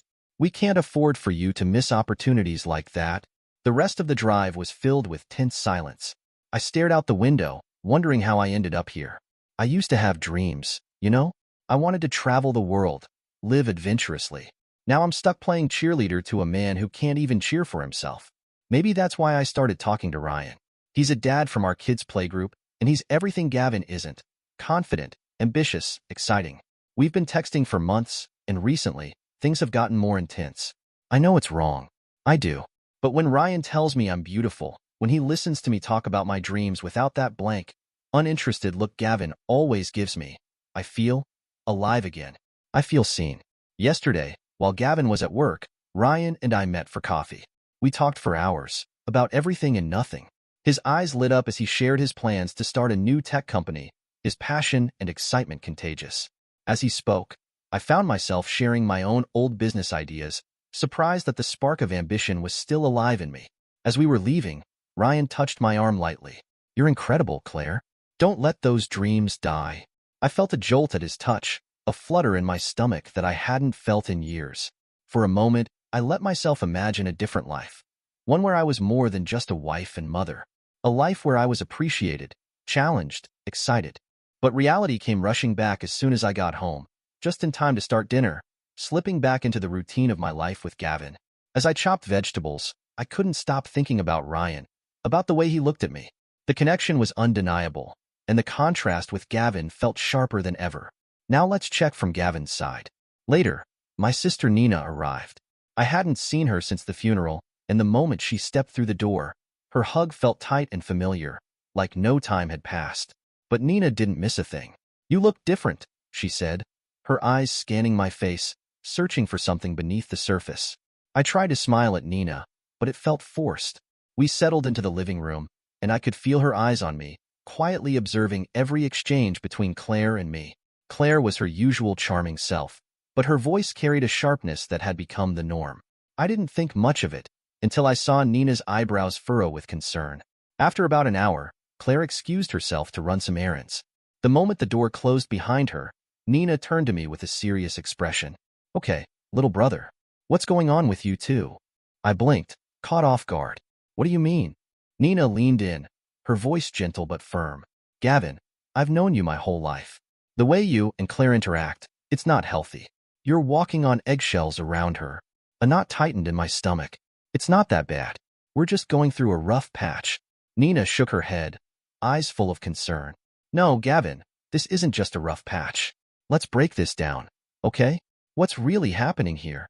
I hesitated, feeling the weight of everything I'd been suppressing, unsure of where to even start. Over the next few hours, Nina and I delved into a deep, often uncomfortable conversation about relationships. She pointed out specific things she'd noticed, things I hadn't even questioned anymore. When Claire criticized the way you made coffee, you immediately apologized and offered to remake it. But Gavin, there was nothing wrong with the coffee. That's not compromise, that's submission. Nina explained concepts like gaslighting and emotional manipulation, sharing examples from her own past relationships. "Remember my ex, Tom? He used to make me feel crazy for having normal emotions. Claire's doing the same to you when she dismisses your feelings."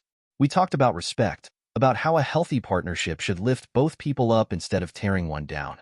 "When was the last time Claire complimented you or supported your decisions?" she asked, her voice gentle but piercing. At first, I found myself defending Claire, making excuses for her behavior. She was stressed, overwhelmed, going through her own rough patch. But as Nina continued, I started to see the patterns I'd been blind to for so long. "Gavin," Nina said softly, "being a good husband doesn't mean being a doormat. You've always been kind, but you've never let anyone treat you like this before. What changed?" That question hit me hard, and I didn't have an answer. When had I started accepting this? When did I stop standing up for myself? I thought about the man I used to be, confident, self-assured. When had I started to lose myself? Nina didn't just point out the problems. She offered real advice, practical steps to take. "Set boundaries, Gavin," she said. "Communicate your feelings clearly and consider couples therapy. It's not about winning or losing. It's about creating a dynamic where both of you feel valued and heard." As we talked, I felt a rush of emotions. Sadness for how things had turned, anger at how much I'd put up with, fear of what might come next, but also, for the first time in a long while, a glimmer of hope. Nina wasn't telling me to leave Claire or to start a fight. She was encouraging me to rediscover my self-worth and focus on building a healthier relationship. "Start small," she advised, her voice steady. "Next time Claire criticizes you unfairly, don't automatically apologize. Take a breath and calmly explain how her words make you feel. You deserve to be heard, too. Use I statements," Nina had advised. "Say, 'I feel hurt when you speak to me that way,' instead of, 'You're always criticizing me.'" After Nina left, I sat in the quiet house, my mind spinning. I reflected on all the times I'd let Claire's criticism slide, all the times I'd apologized for things that weren't my fault. I thought about the man I used to be and the shell I'd become. It hadn't been an overnight transformation, but Nina's visit had planted a seed of change within me. For the first time in months, I felt a flicker of my old self, a determination to reclaim my dignity and tackle the issues in my marriage head-on. I decided to focus on myself first. I began journaling, writing down instances where I felt disrespected, and planning how I could respond assertively but kindly. It felt empowering to put my thoughts on paper, to visualize a way forward that didn't involve just bending to Claire's will. I knew it wouldn't be easy, but I was ready to take those first steps toward a healthier relationship, both with Claire and with myself. The idea seemed simple, but I realized how long it had been since I stood up for myself in any meaningful way. Nina's advice gave me something I hadn't realized I needed, a path forward. I looked into local therapists, considering individual counseling to rebuild my confidence. But before I could put any of these plans into action, something happened that changed everything. It was late, and Claire thought I was asleep. I got up to grab a glass of water and noticed her in the living room, bathed in the glow of her phone. She was texting someone, and my heart sank as I realized this might be more than just a communication problem between us. As I stood there, hidden in the shadows, I felt a mix of anxiety and determination. I knew our issues ran deeper than I'd imagined, but the man I used to be was stirring within me, ready to confront whatever lay ahead. This time, though, I was armed with the wisdom Nina had shared. I was prepared for a difficult but necessary conversation about the future of our marriage. One that would address not just the surface problems but the deeper issues that had been festering for far too long. Now let's check Claire's side. He's different now. He doesn't take my jabs the way he used to. I first noticed it a few days after his sister's visit. I made a comment about the way he loaded the dishwasher, something that would usually make him apologize and redo it. But this time, he just looked at me coldly and said, "Do it yourself if you're so goddamn particular." I was so shocked that I didn't know how to respond. Where was the Gavin who would scramble to please me? Who did he think he was? As the days went by, I noticed more changes. He started making decisions without consulting me first, and he pushed back when I criticized him. His responses laced with sarcasm and barely concealed anger. It felt like I was living with a stranger, and I didn't like it one bit. Last night, things came to a head. We were in the middle of our usual argument about his lack of ambition at work. I could feel the tension rising, but this time, I wasn't sure how to handle it. Instead of backing down like he usually would, he stood his ground, and I could see the frustration boiling just beneath the surface. I was in the middle of telling him how he needed to step up and be more of a provider when he snapped. "Cut it off, Claire," he roared, slamming his fist on the table. I flinched, paralyzed by shock. "I'm sick of your constant nagging and criticism. You want to talk about being a provider? How about you get off your bum and contribute something other than complaints to this household?" His words hit me like a punch to the gut, and for a moment, I could only stare at him in disbelief. This wasn't the Gavin I knew. It felt like I was facing a completely different person. I could feel my heart racing as I tried to process what was happening. I felt like I'd been slapped. This wasn't my pushover husband. This was someone else, someone angry, someone fed up. I tried to regain control of the situation, falling back on my usual tactics. "How dare you speak to me like that?" I hissed. "If you can't handle a little constructive criticism..." "Constructive?" Gavin laughed bitterly. "There's nothing constructive about you tearing me down every chance you get. You're toxic, Claire, and I'm done letting you poison our lives." The word toxic hit me like a bucket of cold water. How dare he? I'm not toxic. I'm just trying to make him better, to push him to be the man I need him to be. Anger bubbled up inside me, hot and familiar. "You ungrateful a-hole." I spat, the words tumbling out before I could stop myself. I could feel the heat of the argument escalating, and for the first time, I wasn't sure how it would end. "After everything I've done for you..." "Everything you've done?" Gavin cut me off, his voice dripping with contempt. "You mean like making me feel worthless? Like cheating on me?" I froze. How did he know?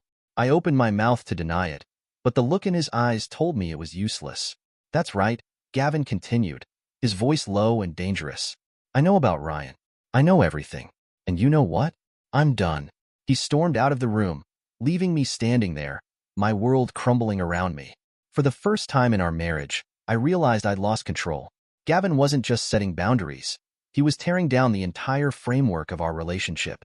As I sank onto the couch, shaking with a mixture of anger and fear, I realized that the dynamic of our marriage had fundamentally changed, and I had no idea how to handle this new, assertive Gavin. I pulled out my phone, my fingers hovering over Ryan's name in my contacts.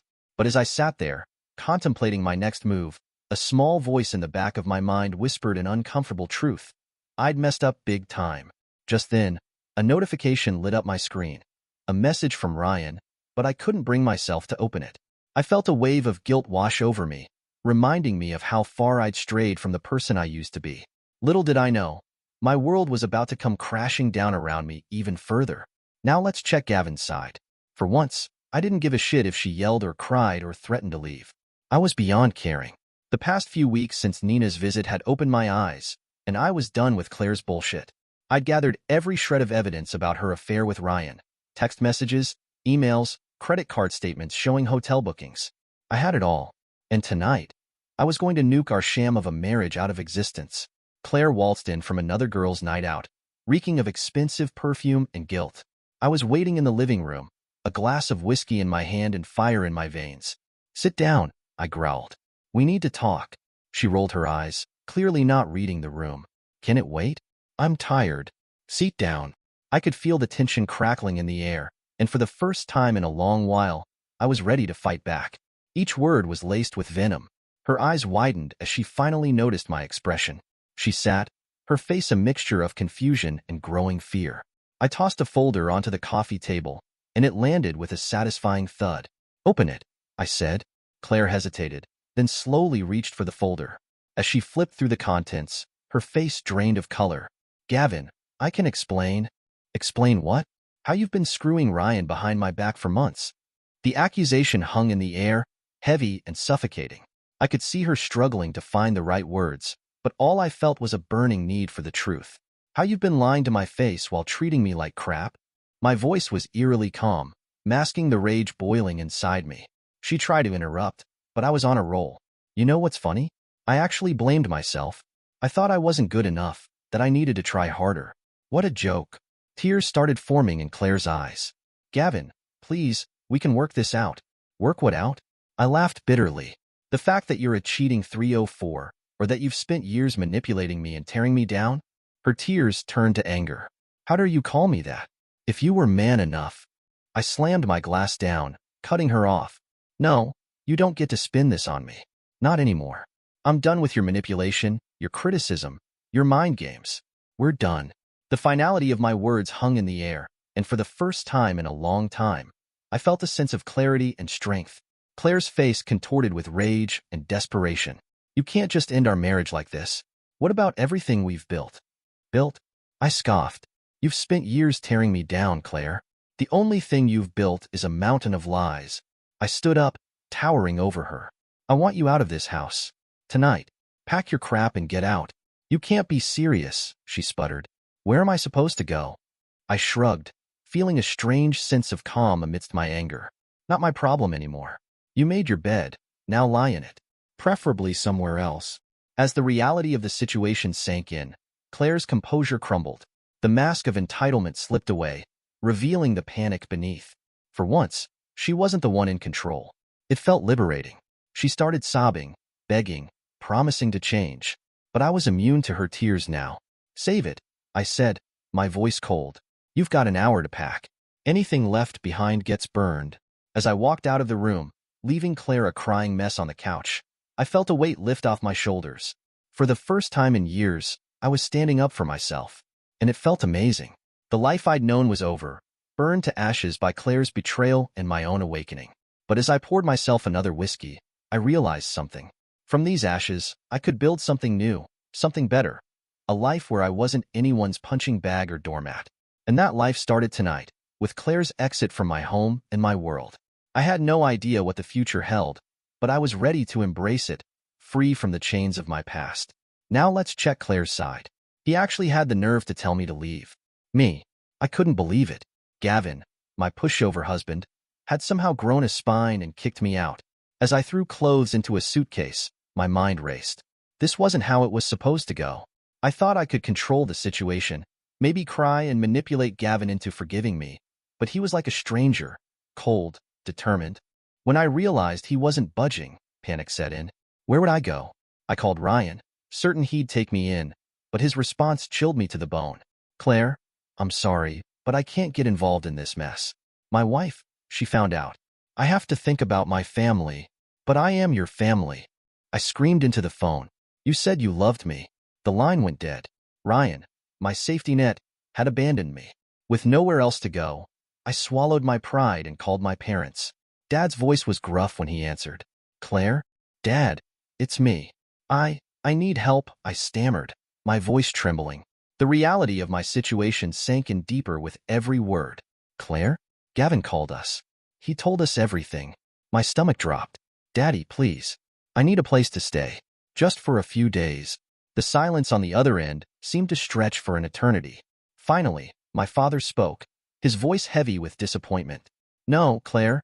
You made your bed. Now lie in it. Don't call us again until you've gotten your life together. The dial tone echoed in my ear. My own father had disowned me. The next few days were a blur. I stayed at a cheap motel, using the last of my personal savings. Word spread quickly in our small town. Former friends crossed the street to avoid me. My social media was flooded with angry messages and judgmental comments. I tried reaching out to Ryan again, but he blocked my number. His wife had apparently told everyone about our affair. He was facing his own disgrace, his reputation in tatters. Sitting alone in that dingy motel room, the full weight of my actions crashed down on me. I'd lost everything. my husband, my home, my family, my friends, my dignity. All for what? A few thrills with Ryan? As I stared at the peeling wallpaper and flickering light, I couldn't help but feel utterly trapped by my choices. I had once thought I was chasing happiness, but now it felt more like I was running away from myself. The excitement I had felt with Ryan had faded into a hollow ache, a reminder of what I had given up. The thrill of sneaking around and the fleeting moments of attention paled in comparison to the stability and love Gavin had offered me. With each passing hour, the realization sank deeper. I had burned bridges I could never rebuild. I picked up my phone, scrolling through old photos of Gavin and me, laughing together, sharing moments that now felt like a different lifetime. Tears streamed down my face as I confronted the ugly truth of my decisions. I could blame Gavin for our problems, but ultimately, I was the one who had betrayed him. Loneliness engulfed me, and the weight of my decisions settled heavily on my shoulders. Every time I closed my eyes, I saw Gavin's face, hurt, betrayed, and resolute. I had taken everything for granted, and now I was paying the price. The life I had tried to build with Ryan felt like a distant fantasy, one that had crumbled the moment I lost Gavin. I thought about Gavin, about how I had treated him over the years, the constant criticism, the manipulation, the cheating. I had taken a kind, loving man and nearly broken him. And for what? Because I was bored? Because I felt unfulfilled? Now I was truly alone. No Gavin to apologize to. No Ryan to run to. No family to support me. I'd burned every bridge, destroyed every relationship. As I stared at my reflection in the grimy motel mirror, I barely recognized myself. How had I become this person? This cheater? This liar? This manipulator? The realization hit me like a ton of bricks. I'd done this to myself. My choices, my actions had led me here. And now I had to live with the consequences. I collapsed onto the bed, sobs racking my body. The life I'd known was gone, shattered by my own selfishness and cruelty. And the worst part? I had no one to blame but myself. I had taken everything for granted, mistaking stability for boredom, love for complacency. I could see it clearly now. My discontent had blinded me to the beautiful life I had with Gavin. I had chased fleeting moments of excitement, only to find that they left me emptier than before. As I lay there, tears soaking the pillow, I felt a flicker of something I hadn't felt in a long time. Remorse. It was a painful, heavy feeling, but it was real. Maybe this was the first step toward understanding the magnitude of my mistakes. I knew I had to change, to find a way to make amends, but the path to redemption felt impossibly steep. As I lay there, broken and alone, I realized the true cost of my actions. I'd lost not just my marriage and my family, but my self-respect. The road ahead looked long and lonely, a fitting punishment for the pain I'd caused.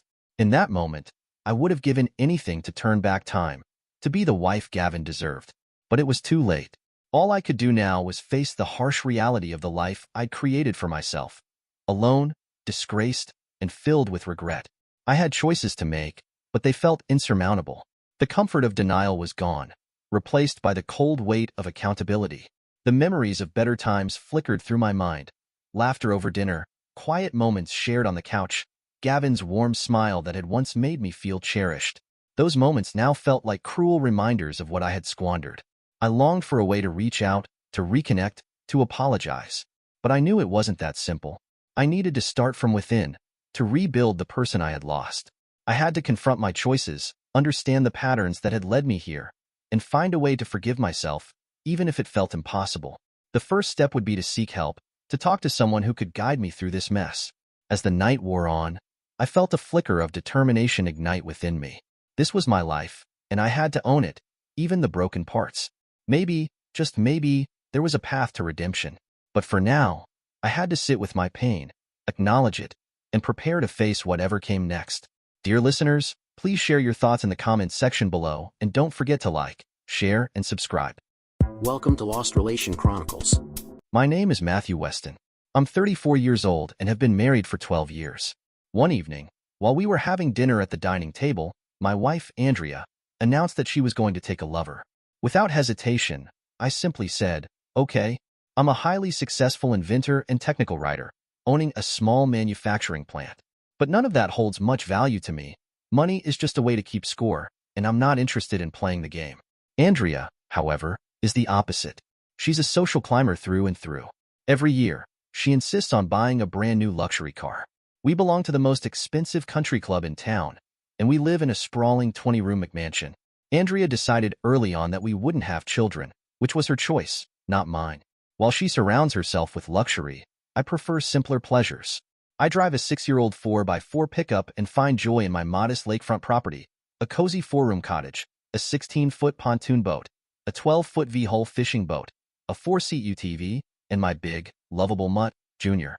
Andrea refuses to visit the cottage or even acknowledge Junior. She won't pet him and insists he stay in a kennel in the garage. I noticed everything, of course. I just never thought it was worth making a big fuss about. Like I said, money doesn't excite me.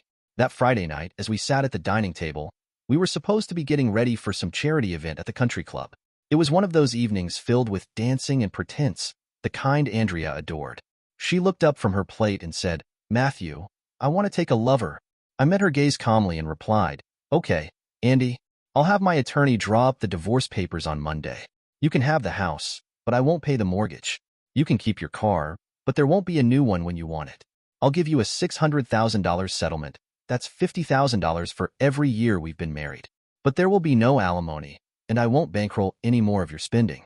From that point on, you'll be completely on your own." Then I leaned back in my chair and waited for her response. To say she was shocked would be accurate. She sputtered, "Aren't you even going to fight or ask why?" She then said, "I didn't say anything about divorce. I love you." Wrong, I spit back at her. "Andy, if you loved me, we would not be having this discussion in this house, going to that country club, in your fancy car. I indulged you because it made you happy, and I could do it. Now you tell me I am not enough. What am I supposed to say? Is taking a lover a new status symbol, or am I not good enough in the bedroom? Am I not pretty enough for your nose-in-the-air friends? Will your lover be the father of your children when you decide to have them? Were you planning on giving me mercy sex every 3 or 4 weeks like you do now? And no, I am not going to fight it or ask why you want it, so I will indulge you. I just won't be around to watch. Just remember we said, forsaking all others." Andrea got a look on her face, as if she had just let a noisy fart in church. She started to tear up and said, "Elaine said that you would allow it, and I thought because I told you ahead of time, you would agree. I will forget it. Too late. You obviously want this, so go ahead. I care a great deal. I am not happy with it, but you obviously are, so go ahead. Even if you decide you are not going to do it, I am still talking to the lawyer on Monday. You obviously do not care for our marriage, and I suspect that you haven't for a long time. So go ahead and get your sex buddy, or have you already picked one out?" I was on a roll now. Does Charles know that Elaine has a lover, or will my telling him be a surprise? Just so you know, I put the company and all of our non-personal monies into a temporary trust fund, and I am going to begin drawing a salary of $60,000 a year. Because you refuse to accept any part of the company ownership, when you get your own attorney, you will find that you cannot touch any of it. "I don't want a divorce," she wailed. "Why are you doing this to me?" "Because you did this to us," I screamed.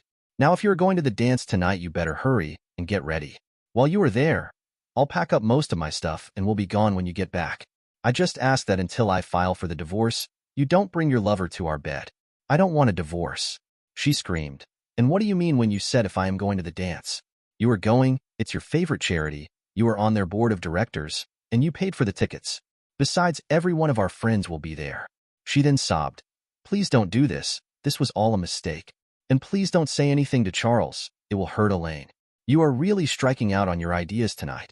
You must want a divorce. You want someone else other than me in your bed. It is not my favorite charity, it's yours. They voted me to the board of directors because you lobbied for it. I have never attended even one meeting. Did I pay for the tickets? You signed the charge card slip. They're your friends, not mine. My friends will have nothing to do with you. You treat them like they were a pile of dog crap you stepped in and can't get off your shoe." I then continued, "Hurt Elaine. What about Elaine's husband? What about Elaine's kids? Andy, do you even know where I go on Tuesday nights when I say I am going with my buddies? We go, heaven forbid, bowling. We drink beer. Horrors. Some of us even swear and yell and sometimes even fart. Oh no." Andrea was getting angry, and she practically screamed. "I could care less what you and your low-life buddies do on Tuesday. We are going to this dance. We are going to smile and make nice. You are going to write a big check, and we are going to drop this lover idea. Do you understand?" I got up from the table after I finished my dinner and went upstairs. Andrea was in the bathroom getting ready for the dance. She said, "I laid out your tuxedo and your dancing shoes. I went into the closet and grabbed my army barracks and duffel bags left over from my service time and tossed them on the bed on top of the tux. I opened the wardrobe cupboard that had my casual clothes in it and started stuffing my blue jeans, flannel shirts, underwear, and other stuff that I wanted when I left. Andrea came out of the bathroom and saw what I was doing and screamed, "Get that stuff off the tux, you will wrinkle it. At the dance, you have to look your best." "Wrong again, Andy," I said. "I do not have to look my best. Junior doesn't care, and the cottage doesn't care, and I don't care. I am not going to the dance tonight. Also, after tonight, I will only talk to you through or in the presence of my lawyer. Have a good time tonight, and tell Charles I'm sorry about Elaine. By the way, does Elaine know that Charles bowls?" With that, I continued packing. When the duffel was full, I took it out to the truck. I went back in and saw Andrea sitting at the dining room twirling her wedding set around her finger. I stopped, walked up to the table, and took my wedding ring off and put it in front of her. She just started crying.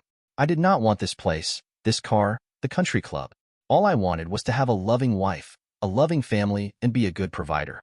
At least I got the good provider right. You can contact me through the company email while I am staying at the cottage. There is no phone or internet up there. Of course, you would not know about that as you never have been there. Even though I have asked at least 3 times a year since I bought the land and had it built. When I finished, I went back upstairs and continued packing. I put the stuff I would need in the truck, grabbed a travel mug of coffee, let Junior out of the kennel and into the truck and drove away. Of course, that was not the end of the play.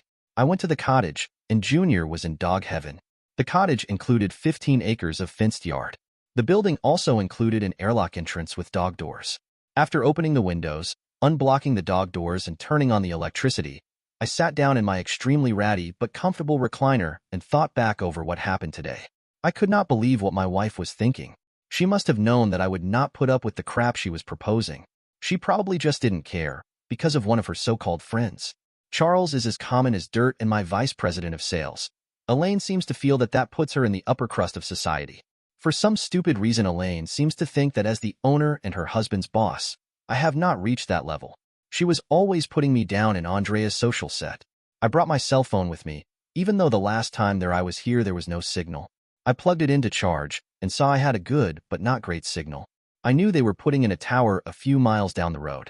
I also had satellite TV installed. Now that I was going to be here a while, I will get satellite internet.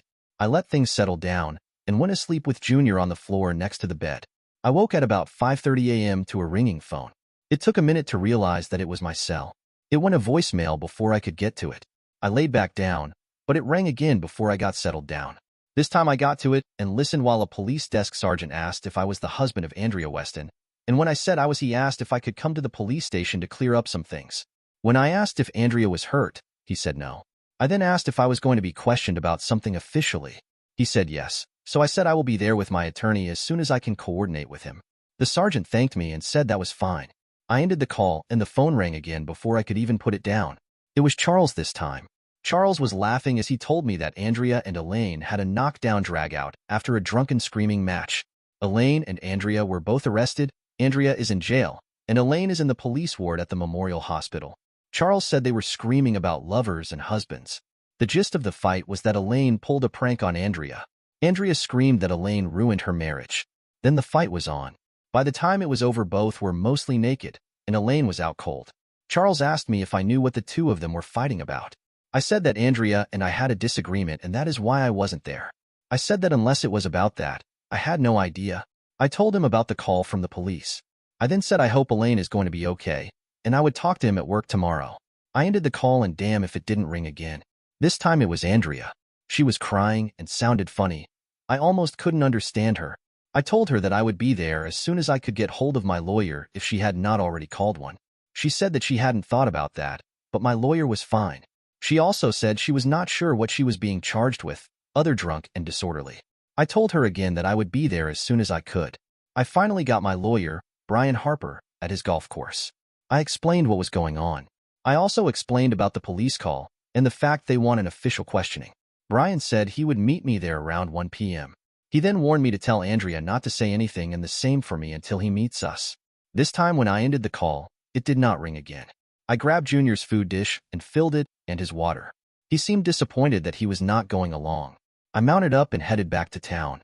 When I arrived at the station, Brian was there already, and also surprisingly, Charles. He was there with a man I did not know. The stranger turned out to be a cousin of Elaine's who was also a lawyer. We were met by a team of detectives. They asked me and Brian to go with them to an interrogation room. I held up my hand in a stop sign. I asked, "What is my wife being held for, and why am I being treated like a suspect? I am here voluntarily, and if you do not answer those two questions, I am not going anywhere except out the exit.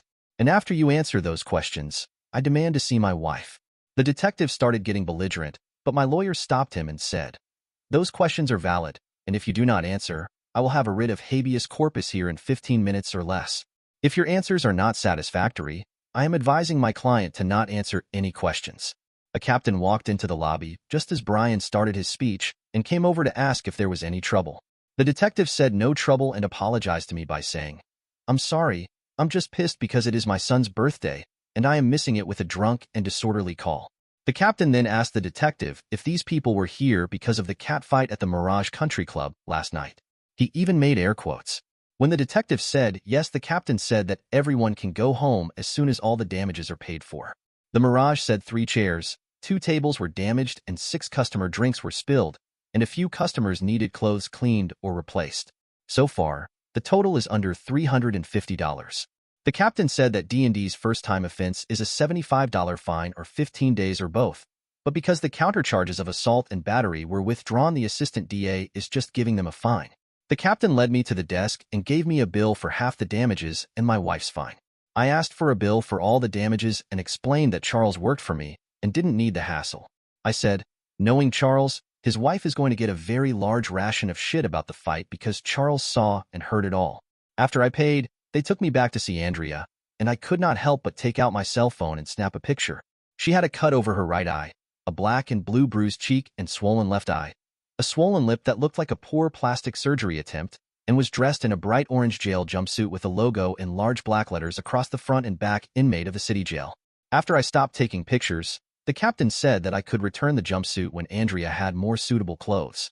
I thanked him and took Andrea out to my truck. She sort of sniffed, and for some reason that pissed me off to no end. "Get in the truck, or you are walking. We are not done with this whole weekend fiasco. I can't use Brian now, but I am still going to find a divorce attorney." Andrea started sniffling and got in the truck. She still acted like she was afraid she might catch some deadly disease from casual contact with any part of the truck, but I just let it go. After we were buckled in, I drove back to the house. I told Andrea to go in and change and bring the jumpsuit back to me. She asked, "Aren't you coming in?" I said, "It's not my house anymore, and I don't think I ever want to go into that place again. I have to get the rest of the stuff I am taking, but I don't want you there when I do. If I take something that you want, our lawyers can negotiate for it. Now go change. I need to get back to Junior and the cottage." She screamed at me, "You think more of that goddamn dog than you do of me." "Yes, I do. Junior does not want to take a lover, and he also likes the cottage. That put him 2 points ahead of you right now. So quit while you're behind." I sighed and continued, "Andy, you used to enjoy the things I do. You like to fish, spend time at the lake, even get in that first ratty boat I had. You even seemed to like to bowl.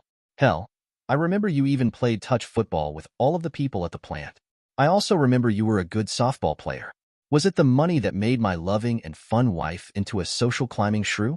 You're saying you were going to take a lover was just the straw that broke the camel's back.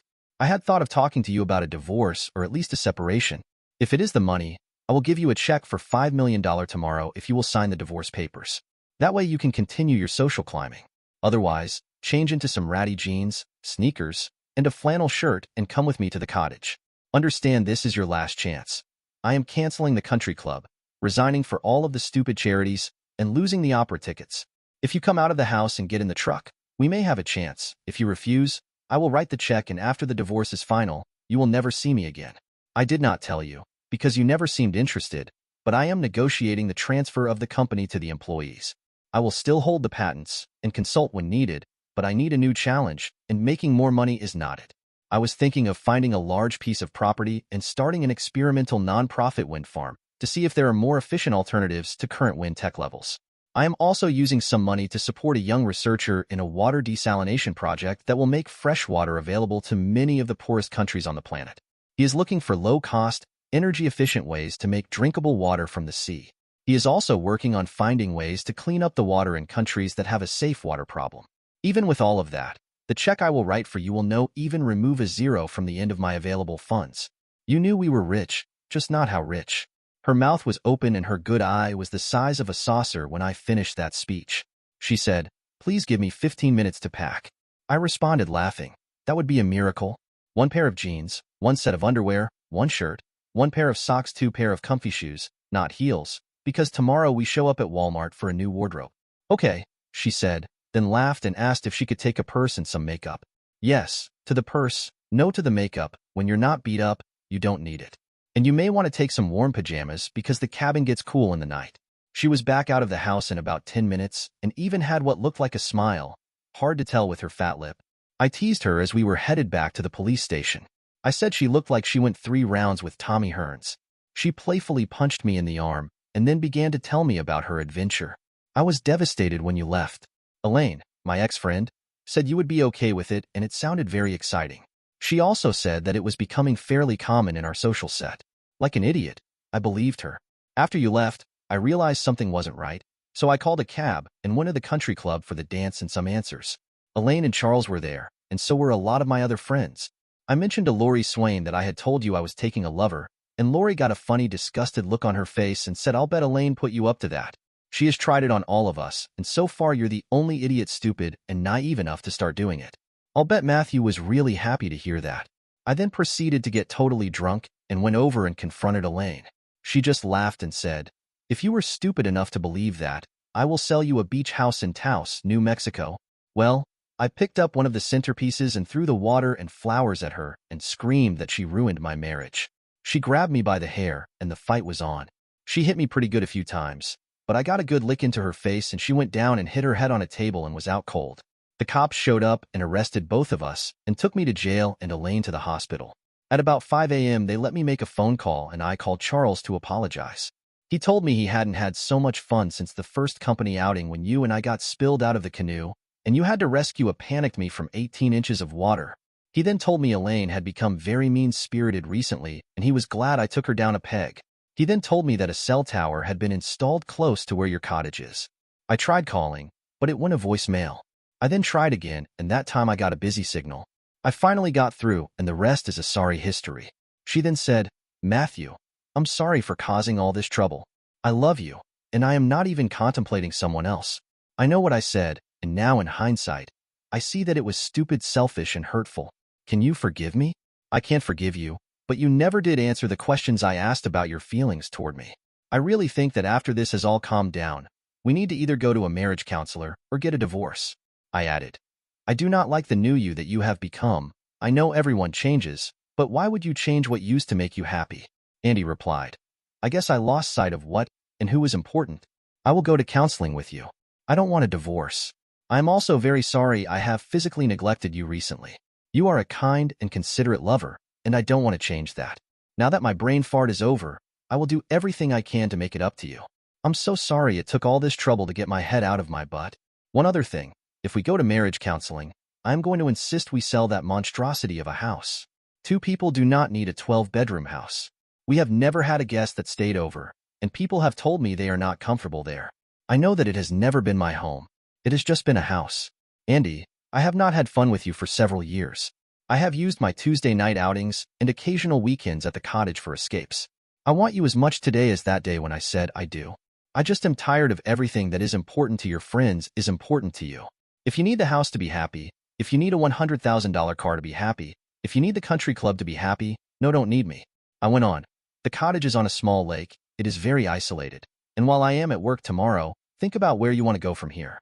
I said I forgive you, but I am still hurt that you even thought that I was a chicken enough to allow you to hang cuck horns on me. As I pulled into the access road, a forest ranger was blocking the road. He was a man I had dealt with before. He is a really conscientious, nice guy. "Hi, Greg. Is there a problem?" "No, Mr. Weston. One of the other rangers saw car lights on the access road last night, and we wanted to check it out. Victor took the ATV cross-country and I am blocking the road so whoever it was can't escape," the ranger said. I got very red ears and cheeks as I said, "Greg, I came up last night and had so much on my mind I forgot to let the station know it was me. Tell Victor and the others that when I see them off duty next time, I'll buy them a drink." Greg got on the radio and recalled Victor. He then unblocked the access road. Andy asked, "What was that all about?" I explained. The property that I own and the property surrounding it are locked inside a national forest. This access road was once a fire break trail, and it goes through some real sensitive wildlife habitat. The rangers asked me to let them know when I was either here or coming up because of poachers and pot growers want to get in here. Is there any danger up here? She asked. There is an occasional black bear, but if you don't put the garbage outside, they will not get close to the cottage. I have a composting station that is accessed from the back of the cottage and not accessible to the outside. If you make any organic garbage, it goes in there. I continued. I shot at a bunch of pot growers a year or so back that thought my cottage and the land would be good for their plantings. Rock salt in the butt, and the sound of a shotgun made them think again. They even left the grass plants. Andy laughed at that, then got a very surprised expression on her when the cottage came into view. I told you it is 4 rooms, but the total footprint is only about 350 square feet because the place is built underground into a hillside. The curb view is a look of a log cabin with large expanses of glass. Andy said with some awe in her voice, "This is beautiful if the inside is as nice as the front. No wonder you like it here. What is the inside like?" I said. "You will have to decide for yourself. It is 2 bedrooms, 4 rooms, 3 full baths. The rooms are bigger than average. The kitchen is 20 feet by 10 feet. The multipurpose room is L-shaped with the long side 46 foot and the next long side 28, and the bedrooms are an identical 14 feet by 20 feet, not counting the walk-in closets and ensuite baths." I laughed at her expression. I said it was a cottage. I never said it was shack. I had it built it this way because I knew you like your creature comforts. Too bad you never wanted to see your 5th anniversary present. She started crying. You had this built for me. How could I be so stupid as to hurt you as I did? Marriage counseling seemed to work. We sold the McMansion. I bought a 4-bedroom house on 10 acres in a new development designed for middle-class yuppies that wanted out of the city. Andy was very attentive for about 2 years, but then the attempts at social climbing started again. She had asked if we could join the local Habitat for Humanity on the project they were doing in the city. I said okay, and we went down and signed up. I found that I still like to work with my hands. As we were finishing the 3rd house project we were involved in, one of the officers in the local chapter came up to me and told me Andy had told him about the great work I had done while on the board of the other charity. I just laughed, told the guy not interested, and that he lost a volunteer. I picked up my tools, waved to Andy, watched her smile, and went over to my truck and drove back toward the cottage. I stopped at the house, put my cell phone on the kitchen table, packed all of my ratty clothes, grabbed dog food, all the beer in the fridge, whistled for Junior, and we left. About 12 hours later, Andy drove up in a cab and told me to pay the driver. I laughed. Not happening. 1. I don't have much money. 2. I did not hire him. 3. I am not interested in why you are reverting to your social climbing ways, but I won't stand for it. Now, if you want to get back in that cab and go back to the house that used to be ours, I will give the cab driver all of the money I am carrying and go to an ATM tomorrow. I don't need to hear from you again. I walked over to the cab driver and saw the meter wasn't even turned on. I asked him what he was promised if he brought her here. He told me she said $150 and all for him. I handed him all my cash, about $225, and said I am bringing her back to this cab. You are taking her back to the address I give you, and if I see you or any one of your company cars on my property again, I will not hesitate to shoot out a radiator and radio. Do you understand? He nodded. I told him wait for no more than 15 minutes as I have to have a quick chat with my soon-to-be ex-wife. I grabbed Andy, pulled her into the cottage and said angrily, "Sit down and do not speak. When I am finished, you are getting in that cab and going back to the house. Do I make myself clear?" I went into the kitchen and got my checkbook and wrote her a check for $7 million. This is more than what I promised, but you did stop social climbing for 2 extra years. I would not put that in the bank until tomorrow as I will have to move some funds to cover it. Now I am walking you out to that cab. You are getting in and getting out of my life. Didn't the last a-hole type mistake and the counseling make any impression on you? Now you can climb as high socially as that check will take you. Let's go. I walked her out to the cab, carrying my shotgun, and told the driver don't come back. I did not hear from Andy for almost 6 months, but she never cashed the check. Finally, I was in the city doing another Habitat house. When Andy came up to me and asked if we could talk, I told her to hang on. I then told the foreman and the director guy that I was done for the day and would be back in the morning. I asked Andy, "What is there to talk about? I have told you many times that you had to quit trying to move up in status. That check I gave you should have been status enough." She just said, "I miss you and want to tell you some things that you need to know." I said, "You couldn't have missed me too much. I did not hear the company phone ring when you didn't call. I didn't read the letter that you didn't send me. Or how about coming to the office and asking for an appointment? I continued. Oh, that's right. I am the a-hole who wouldn't let his wife take a lover when she told me she was going to. I'm the a-hole who made wifey sell her McMansion after she promised no more social climbing. I even bought in a yuppie community where the house is. I'm the a-hole who had a beautiful cottage built for an anniversary present for my wife.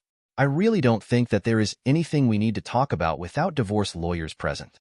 I asked you to stay out of my life. Andy had wilted by this time and was silently sobbing. She just turned and walked back to her car, and after a couple of minutes to compose herself, drove off. I contacted a lawyer the next day and started the divorce proceeding. I told him what had transpired and that I just wanted out. I told him she could have the house, the cottage, and $10 million if she just signs the damn papers. I told him all I needed of personal stuff was the dog, my truck, and a 45-day head start before she tried to find me. He said that we were in a no-fault state, so he would need all of my financial records and current holdings. He just about choked when I said, okay, she will then get a mortgaged house, nothing of the cottage, and $30,000 as that was my savings. I added that everything else was owned by the trust and was out of her reach. I asked him to make sure he let her know that when she was served. I also said that I did not want and would not accept any direct contact with her. All correspondence was to go through him. He said he would file the papers with both proposals and have her served by the end of the next week. Andy must have gotten the message because she signed the papers. She refused the check, sold the house, and sent me through my lawyer the deed for the cottage. I never have seen or heard from her since. That cottage is sure nice. Dear listeners, please share your thoughts in the comments section below and don't forget to like, share, and subscribe.